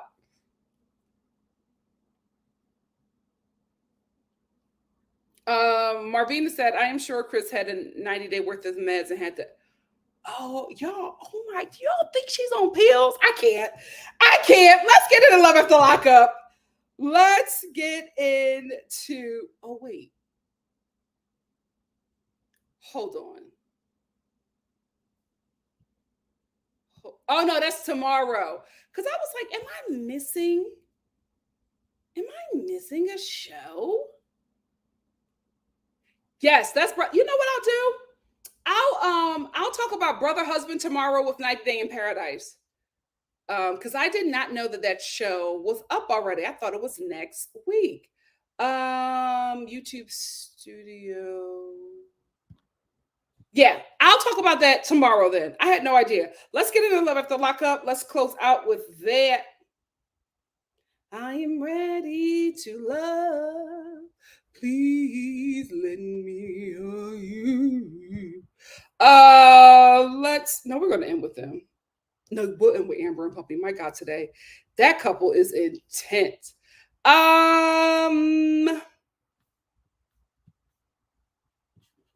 Monique and Derek. Guys. Monique and Derek, for the next season of this show, you guys are going to have to come up with another storyline. And it has to be a storyline that does not involve Derek cheating on Monique, right? Because at this point, it's just played out. Like every episode, Monique, Derek is cheating on me. And I'm not letting him get the cookie until I know he ain't messing with no other hoes. Girl, leave him at this point. He cheats on you every episode. Damn, like, girl, you gotta move forward. Like, at some point, you just got to break up with this man. So we Love the Lockup producers, especially the talent producers, story producers, we got to come up with something else. Because I'm getting real sick and tired of Derek cheating on Monique every episode. They both have chaotic families. We have to find another storyline that involves everybody. Derek's sisters are chaotic. We need to see them every episode. Monique's sisters, no shade, know how to take a hit. We need to see them every episode.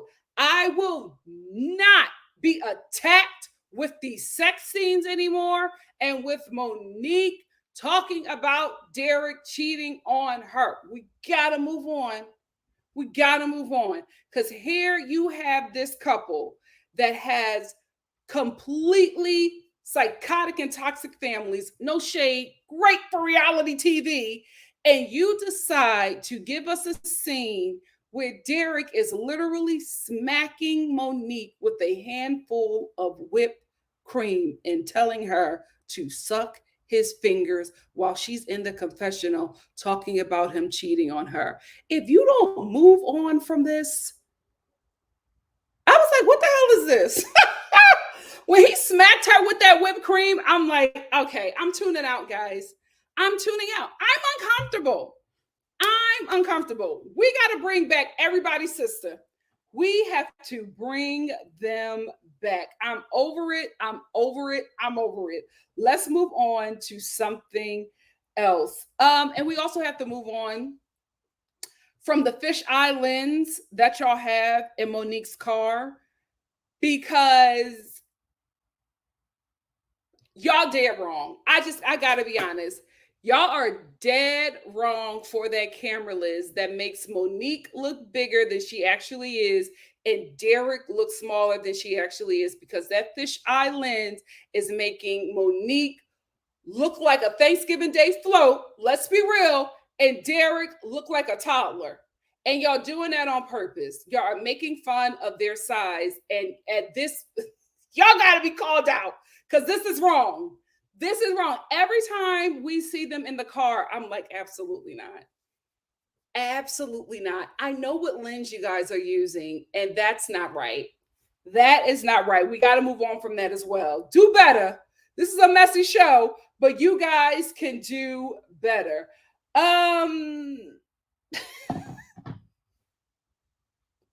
Delusional Derek. In this episode, Derek says, oh, Monique told me that she was going to reward me with a threesome after I got out of prison.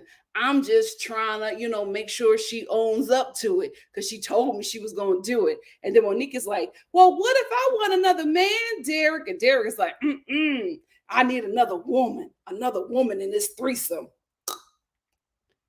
Why in the hell would you, Derek, want a threesome with Monique when you still have not stopped cheating on her? How is she going to give you that when she can't even trust that you're going to be faithful? How do you even ask for a threesome without apologizing for the cheating? That you still do. Ridiculous. So anyway, in this episode, we also see Monique's sisters, and this is the first time we've seen them since they were equally battered by Derek's sisters. So for some reason, I feel like Monique and her sisters think that they beat up Elizabeth and Derek's other sister with the baby hair that comes down past her lashes. You guys both jumped each other. Y'all got equally battered. Nobody won that. So I need y'all to stop pumping up y'all chests like y'all did the thing. Everybody got jumped. And I'm be honest with you, I was shocked that you guys got beat up. I was shocked that one hit sent y'all flying to the pavement. So let's stop walking around like, y'all Muhammad Ali. It didn't happen. It didn't happen. But anyway, they seem to like be in a really good place with Derek, which is very weird to me. Derek punched you in your wig. Does Monique's sister remember that? That's why we need the sisters back. Like, you over here smiling and kikiing with Derek when he was punching you in that bob. Like, Monique had to stop. So get out. But it was just really weird to me that they're still like that they're in a cordial place with Derek. I feel like these two are just going to stay together because of the momentum of the show.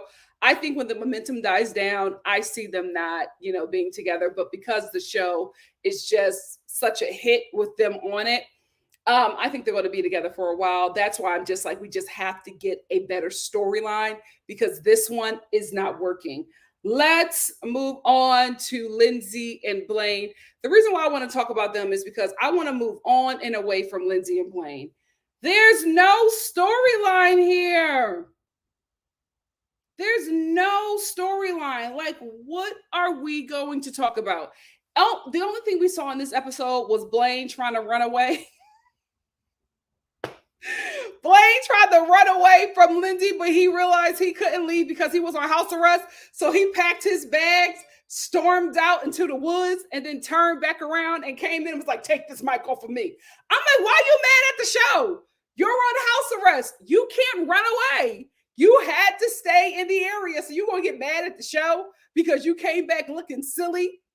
So anyway, they get into this argument because Lindsay is upset that she has to take care of everything financially. I do not know why the women on this show, right? Especially Lindsay, as a fellow prisoner, a fellow felon. I don't know why you expected Blaine to be able to support you like your sugar daddies used to. That's crazy. The man is on house arrest. He can't do pretty much anything. What y'all need to be working on is that biblical grift of him preaching, because he's good at that. Bishop Blaine, he knows how to preach. So do that, right? Because that's probably the only kind of money he's going to be able to get in right now. So I don't know why you're upset, why you're freaking punching your the wall of your garage door. I don't know why you're punching that garage door like you didn't know that you would be the breadwinner anyway, because you are the one that's not on house arrest. Blaine ain't have a job before house arrest. So what are you upset about? I'm so confused. She's like, I'm taking care of everything. And like tearing up the garage door. But I'm like, he was broke before house arrest. He wasn't contributing before house arrest. Why are you all of a sudden mad at the house arrest? Was he magically going to get a job working at Apple before house arrest? Like, I'm confused. I'm so confused what she's mad about. And she's also very messy. Because Lindsay could have told Blaine that he was on the phone when he called her. Because he called her and she going to put him on speaker and he was wailing. Like wailing. Lindsay, come home. Lindsay, oh, you should come home. I was like, oh, Lindsay, I don't think he know that he's being recorded. I do not think that Blaine knew that we got that audio. Ciao. Messy. Let's move on to Justine and Michael. I don't know why I still don't have their pics. Why don't I have Justine and Oh, I do. Here we go. Baby! I just thought about it. Mocha! Not Mocha being in prison for killing an attacker, but I don't understand why he's in prison. So if you don't know, Michael's friend, manager, whoever, Mocha, who tells him that he needs to be single, and he shows him all the plaques that he has on his wall from doing music. He lets him know that, man, you can't be married and do this thing. Like, you got to look single. You got to look like a scum, basically, if you want to lead out in this hip hop lifestyle, right? So recently he was, while he was doing a live interview, somebody came in and tried to like shoot him, but he was quicker and he shot the person back and shot the person dead. and he's in prison.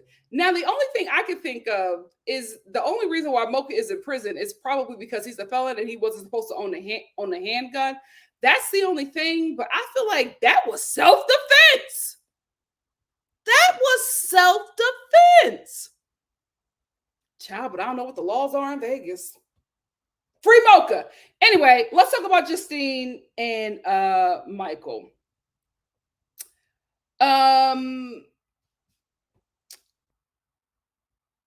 I am not going to drag anybody's business, right? Because I don't know. I don't know how successful Michael really is. I will say, Michael, it's a little weird that you have been able to maintain all of this money while still in prison. And this is from your royalties. You're saying that you got all this money from your royalties because him and Justine are in Vegas looking for a house with a budget of $600,000. Is that a loan or like what the hell is going on? I'm like, you just have $600,000 waiting around to buy a home? Where are the feds? Because this don't make no sense. Michael says, oh, I got all this money from my royalties. For what? Music. Now, this is the thing. He has now said on this show that he performed at the Latin Grammys, that all of this money that he is making is from the royalties from his music and the sale of his AliExpress sneakers. Michael, you need to be able to prove that. I'm sorry. You need to be able to prove that. And I'm not saying for us. I'm saying for the feds. Because this don't make no sense. You got all this money from royalties from music we ain't never heard of, from sneakers we ain't never saw being sold. What's going on? What is going on? Something is up, baby. You better be able to pull some receipts to prove it.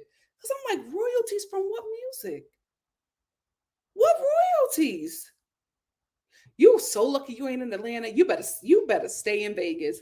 Because if you was in Atlanta, oh baby, that DA coming for you. That DA does not play. Because baby, I don't think any of YSL is getting out.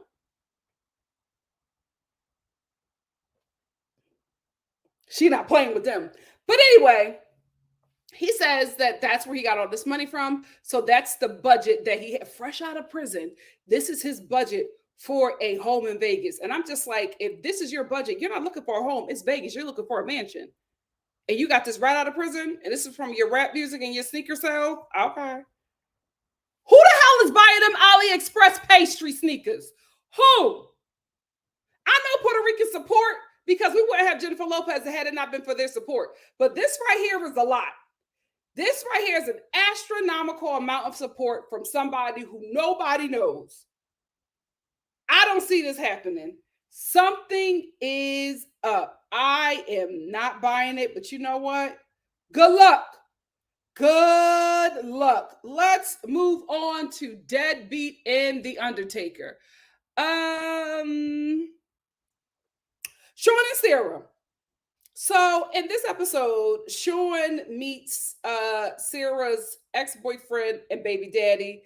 And she's basically just saying it's time for her daughter to meet him. And you know what, Sarah, this ain't my child or my business, but I got to disagree. This man has not been clean for a very long time. And you are putting the responsibility of not only introducing him to your daughter, but now expecting for him to be a father when he clearly has a serious addiction, right? Now, you had the same addiction as well, but you were in prison and you got clean in prison and you came out of prison and you started a new life. You've been cleaner and existed in a clean lifestyle a lot longer than this man. He fresh out of rehab and now you want him to be a daddy? I don't see it happening.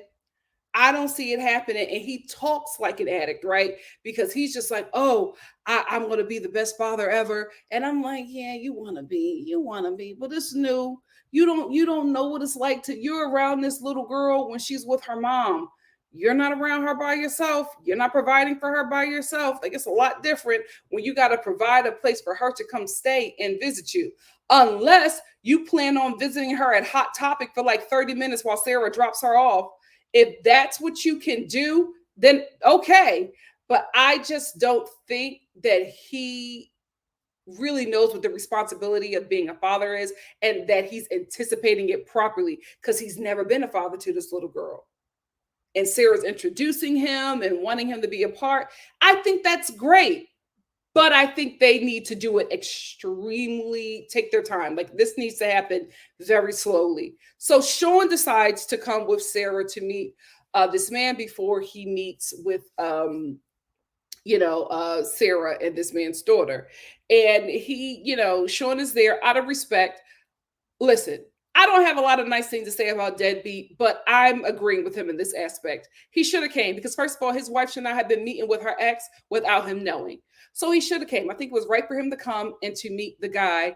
I also felt like he really held his composure when this man was dragging him to his face. When this man was saying that he's going to take his family from him, Sean is sitting there just breathing through his mouth. And I'm like, you're not going to deck him? He told you he's going to take your whole family. Now, either Sean was not intimidated or he was scared, whatever it was messy. And Sarah just sitting there looking, loving every moment of it. Girl, this is messy and this is toxic and this is not cute. Please don't put your baby in this mess. Please do not put your child in this mess. And then Sean, when Sean Deadbeat said, I never had to fight this hard for my family.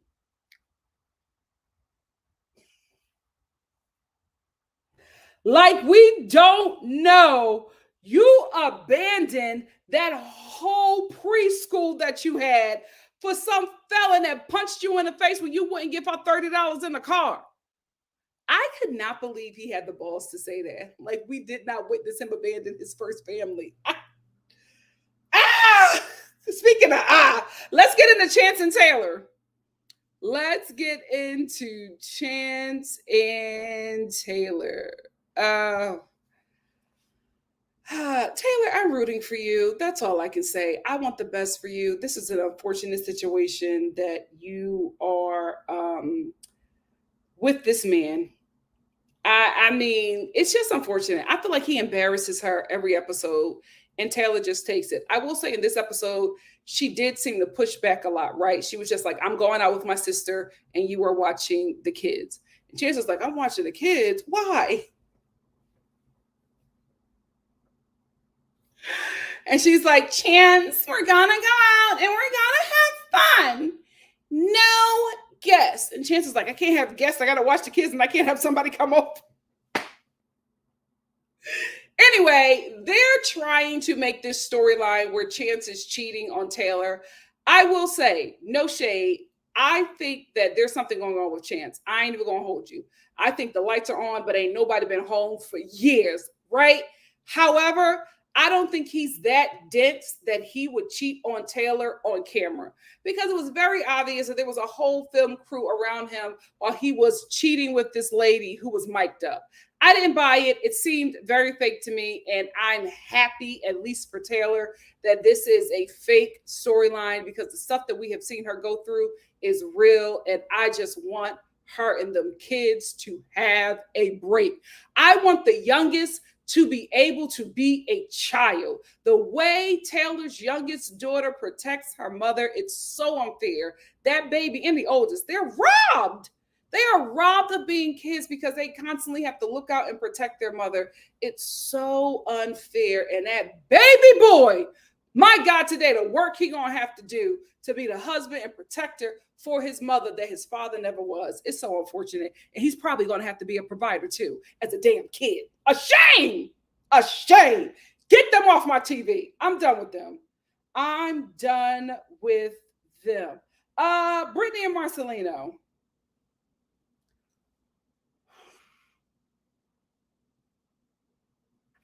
I'm glad that they are in a good place. I like them. I just don't believe anything, guys. I think you're in a good place, and I recognize that this show is a good check for you guys, and so I'm no longer asking for you to be removed from the show. I'm just asking for a believable storyline. Please don't bring your toxic family back on the show, Brittany, because I just think your whole family is just a bunch of triggers, right? But I think y'all need to find something else, because none of us ever believed that Marcelino, who was so in love with you, was cheating on you. This man was standing outside the prison, right, in a freaking Vegas desert, waiting for you to wave at him. And as soon as you waved at him, this man broke down crying because he saw your alabaster hand through a prison window wave at him. None of us believed that he was cheating on you. Y'all got to come with something else. Y'all got to come with something else. We can't do, the throuple anymore because you beat up your lesbian prison lover. Remember when you punched her in the heart on camera? So we can never film with her again. It'll be a violation of your parole. So we got to find something else. And since we are here, the more and more your son grows up,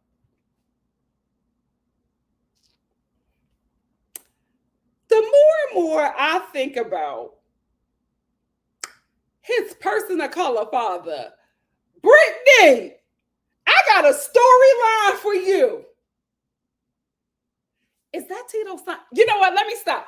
I'm saying that's a bit more interesting than what you are trying to give us. Your son, who we love. I love that baby. I always told you need to get him in acting, but right now the acting world is a little very dangerous for children. So wait for him to get a little bit older, but maybe have him start a YouTube show where he's just playing with toys or reading books to fellow children, because he has it. He has a star quality about him. He just needs to be in a protected environment. But mama, you need another storyline.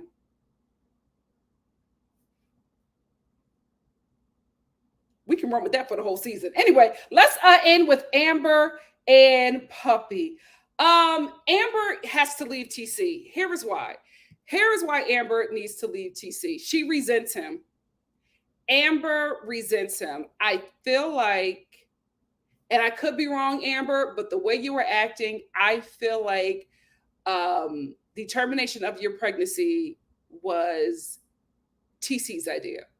And you just ran with it. Because the way you resent him, the anger that you have for that man, it's something deeper. Because every episode, ever since the termination of her pregnancy, she breaks down. And I get it, right? I know women who have been through that. That's not an easy decision to make or an easy decision to live with, right? So I absolutely believe that she is dealing with guilt. She is dealing with resentment, but I really think that she resents TC the most, because I think this was his suggestion and he's walking around acting like this was all Amber. And I think she's mad that she took the brunt of this decision on camera, because of how TC votes and how he perceives and how he, walks throughout the life and make people believe that he would be against him being on board or being the forerunner for the decision that she made, right, with her body. Because every time she sees him, even when they're having a good time, she just gets so angry. She breaks down. Like when they had this whole blow up in this episode, she was just like, you were not there. You were not there. You made me do this by myself. You were not there for me. And it's just like, it's so much passion behind that. I feel like there's a lot more to the story. And I do not think that relationship can survive this. And I do not think that we will get the real story until she's done with him. Because her bringing Puppy into the home that she shares with TC was a direct attack at TC, because TC told her he didn't want Puppy in his home. And she brought her, not telling TC, and she was just like, it's going to be fine. No, it's fine. You can come. Now she's doing things to antagonize him because she's angry at him. And I think that's the reason why. I could be wrong, but I think that's the reason why. I'm also really upset that Puppy always has to prove herself to TC that she's a good person. When can we be real? I feel like Puppy and TC have done the same things. The only difference between them is that TC didn't get caught. Like, he's not given that he's not on the same level and has done the same crimes and the same things as Puppy. He just ain't got caught or caught up. I hate that she constantly has to apologize for who she is in her life in the presence of him. Child, please. Child, please. So anyway, we end with Amber just breaking down and telling TC that she felt very alone throughout this process. I will give this to TC. When Amber was breaking down and just telling him how he felt, he was just like, I didn't know how to help you. I didn't know what to do. I believed him. Because when Amber would just be like, I just needed you to be there. And he was like, I didn't know how to be there for you. I didn't know how to support you. I think that he was telling her the truth.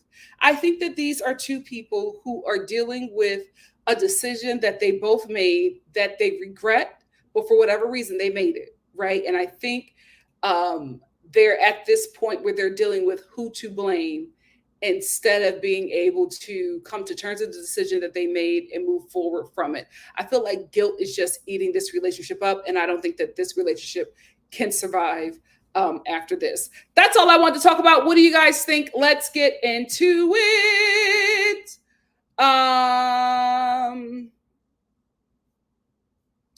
They always use that fisheye lens in the car with Monique and Derek. If you look at any other car scene, they do not have the same lens. It's only with Monique and Derek. They're doing it on purpose. They're doing it on purpose. They need to. They're good TV. They are good TV. I do not know why we have not seen those sisters for like several episodes. I don't need it. IA says, I'm over Derek. He doesn't want her. He doesn't. I don't really think she wants him, to be quite honest with you. I think they are together. I honestly believe they broke up last season, right? But I think because they're so popular, Monique and Derek and the show decided to reconcile this relationship for the cameras. I think this is just a TV show relationship. I do not think they're really together. Absolutely. That parking lot pavement beat everybody up. Wow, really, Marvina? Derek is 5'7", got him looking like a toddler. Oh, wow. That's tall. That's not short. They do. Black Lavender said they be having Monique look like Godzilla in the car. And they always have him, when they're being intimate, they always have him climbing her. Like, y'all know what y'all doing. Stop it. Thank you, Tracy. Tracy said, shout out to the NikkiStar replay gang. Thanks for watching. Please remember to like this video, leave a comment, subscribe to the channel if you haven't, and share the channel to your social media. Thank you all so much. Marvina said, Monique, go on brother, husband, girl. Get you a better deal. She can do it. She can do it. It's in him. He got the oil. He got the oil. Does he have the wisdom? I don't know. But he got the oil. Denise said, Monique is that size, haven't lost weight since the show began. She will continue being big, stomach touching and the steering wheel, him stuffing her with pancakes and whipped cream. And there's nothing wrong with that. She can be big, but this show is not going to exaggerate her size and the size of her partner for fun. I don't think that's cool. Tia B said, Lindsay worked for 5 minutes and feels the weight on her shoulders. Girl, stop. She trying to go back to that sugar daddy, but he not taking her back. Some people said, I think Lizzie doesn't remember she's the criminal sometimes. Absolutely not. Because I feel like she thinks she's better off than Blaine because she has been clean for a long time. She has been working legitimately for a long time. And now she's in a place a little further on in her journey than he is. So she's looking back at him and looking down on him. And there are people like that. There are people who like come out of situations and then all of a sudden, as soon as they're out, they look at other people like, oh, I can't believe this is you. And they like, you were here 3 months ago. What the hell are you talking about? Like no grace for others who are struggling with the same demons.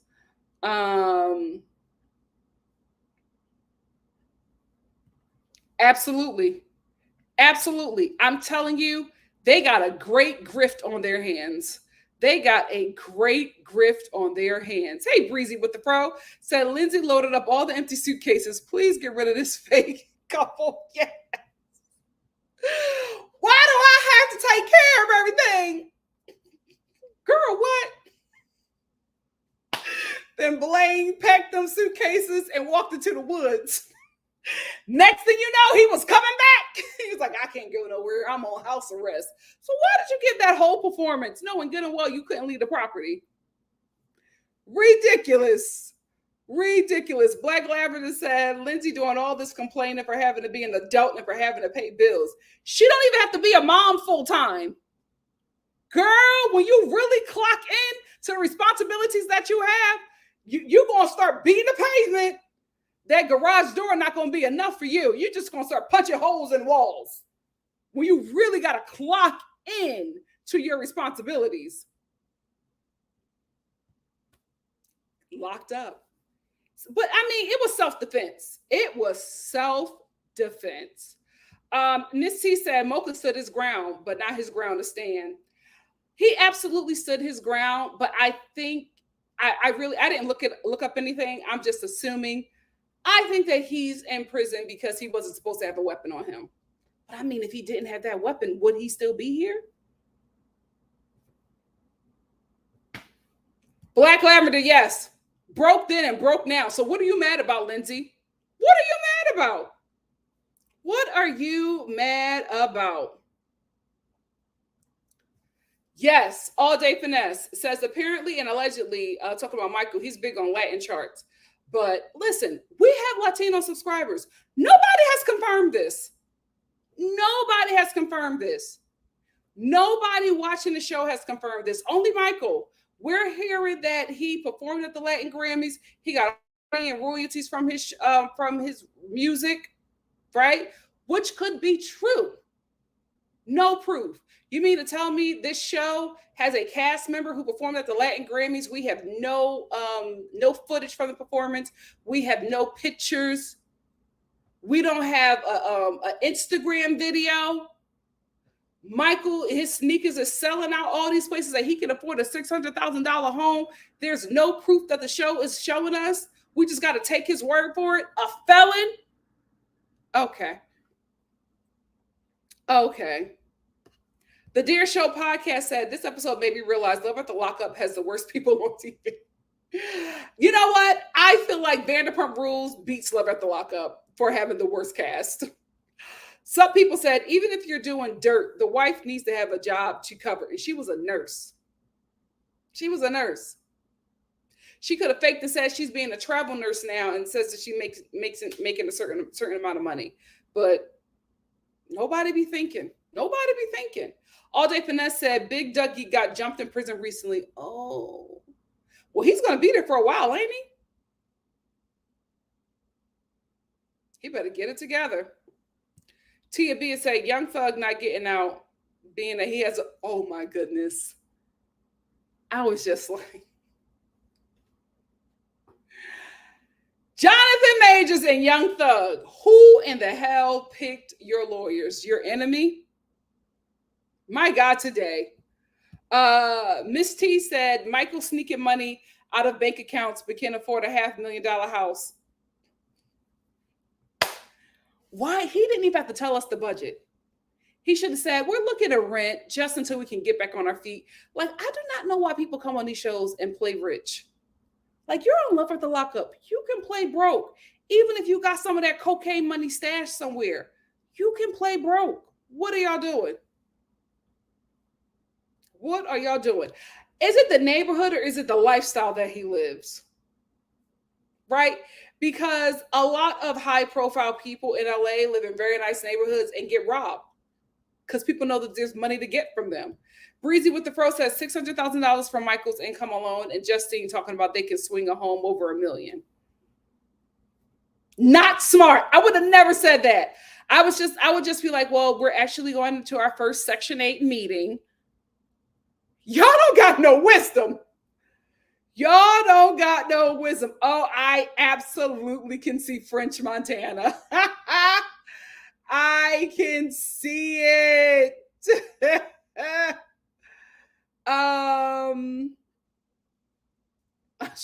Miss Gigi said, Sean and Sarah bore me. They're getting tired. The Dare Show podcast said, yes, I'm like, the fine baby daddy just got out of rehab. Why are we taking it so? That's the thing. He's not ready. He's not ready. But you know who's ready? Sarah. Because like you said, the fine baby daddy, the baby daddy looked good. So she want to get back with him. But Sean is becoming a nuisance. Sean is becoming a nuisance. Black Lavender said Justine and Michael got that $600,000 in the safe. And are we sure Justine wasn't in the club shaking on stage for some change while Michael was locked up? No, I actually do believe that she was a nurse. I actually do believe that she had a good nurse coin. I believe that.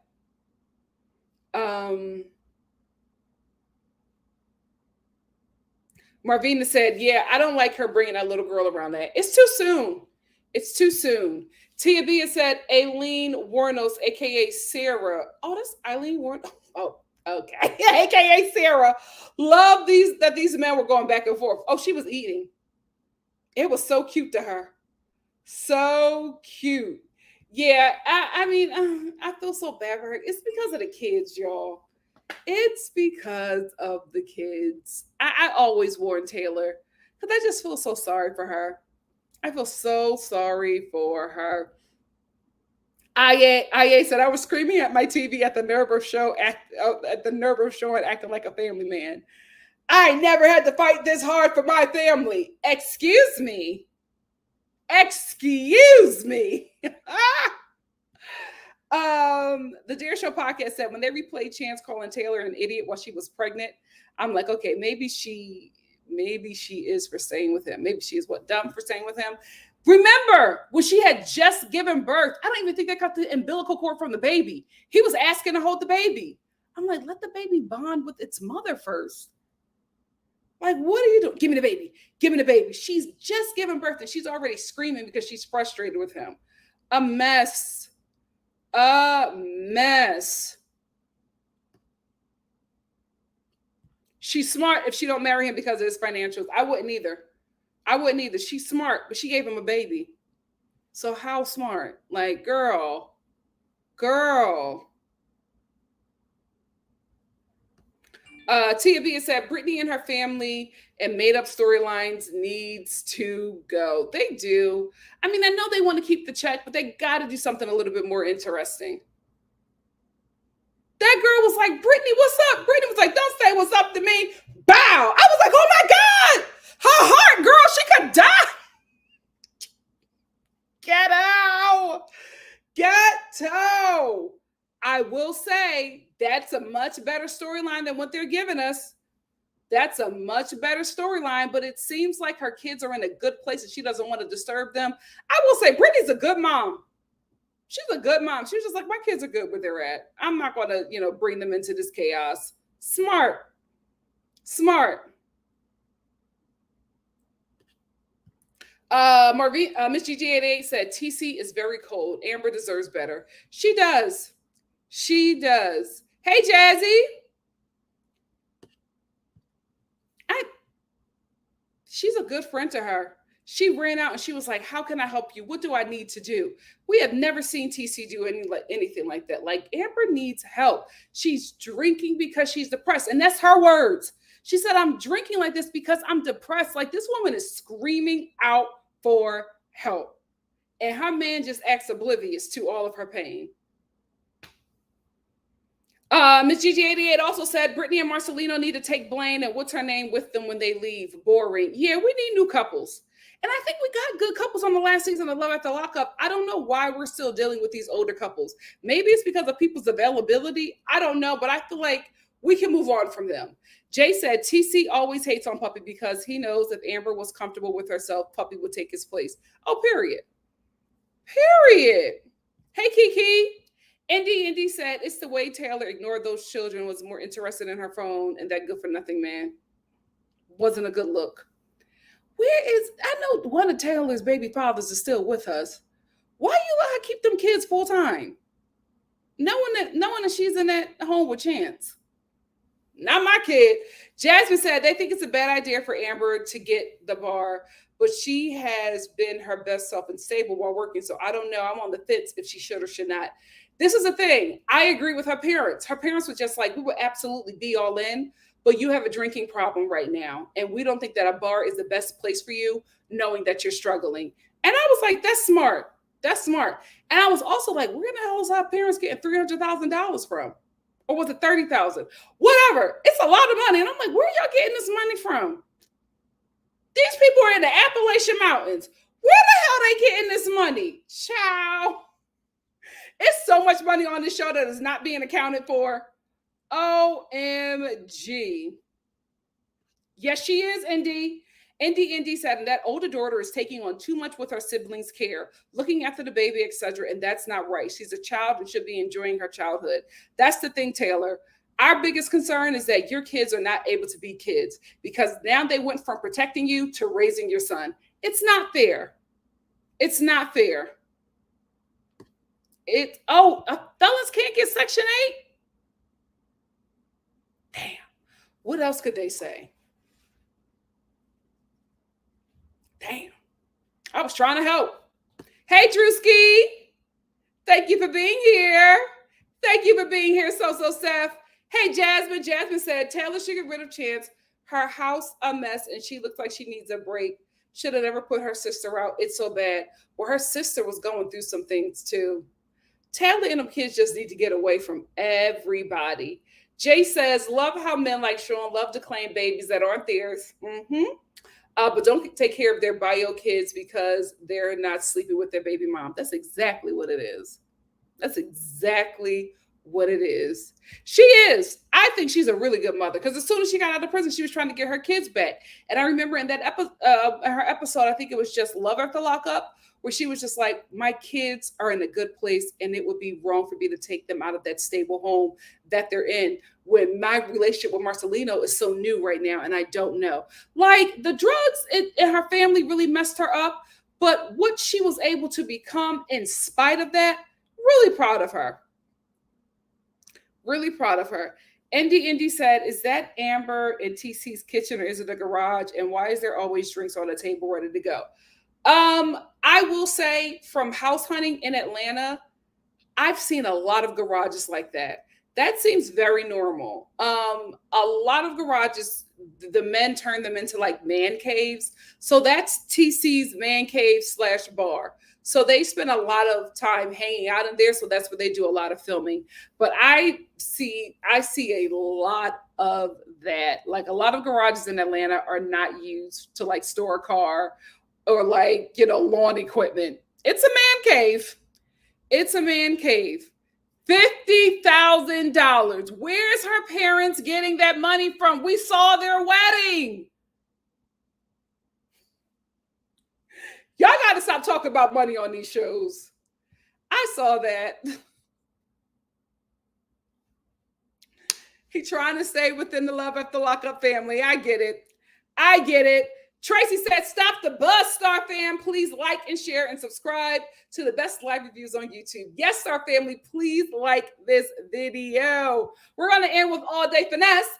All Day Finesse said also they need to find a Ray back on with his grandmother, her crazy self. And I guess his wife too. Who's Ray? Ray, Love After Lockup. Who is Ray?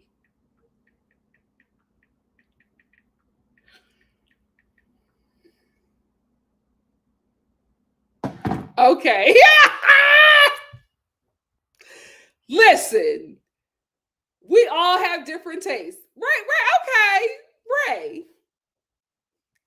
Anyway, let me get out of here. Thank you all so much for joining me. I am going to check out Love in Paradise tonight, and I'll do a live tomorrow with Love in Paradise and Brother Husband. And yeah, I don't think any other shows are on. Yeah, I'll do that live tomorrow. So thank you all so much for joining me. I'll see you tomorrow for something else. Love you all. Bye. Good evening, good morning, good night, wherever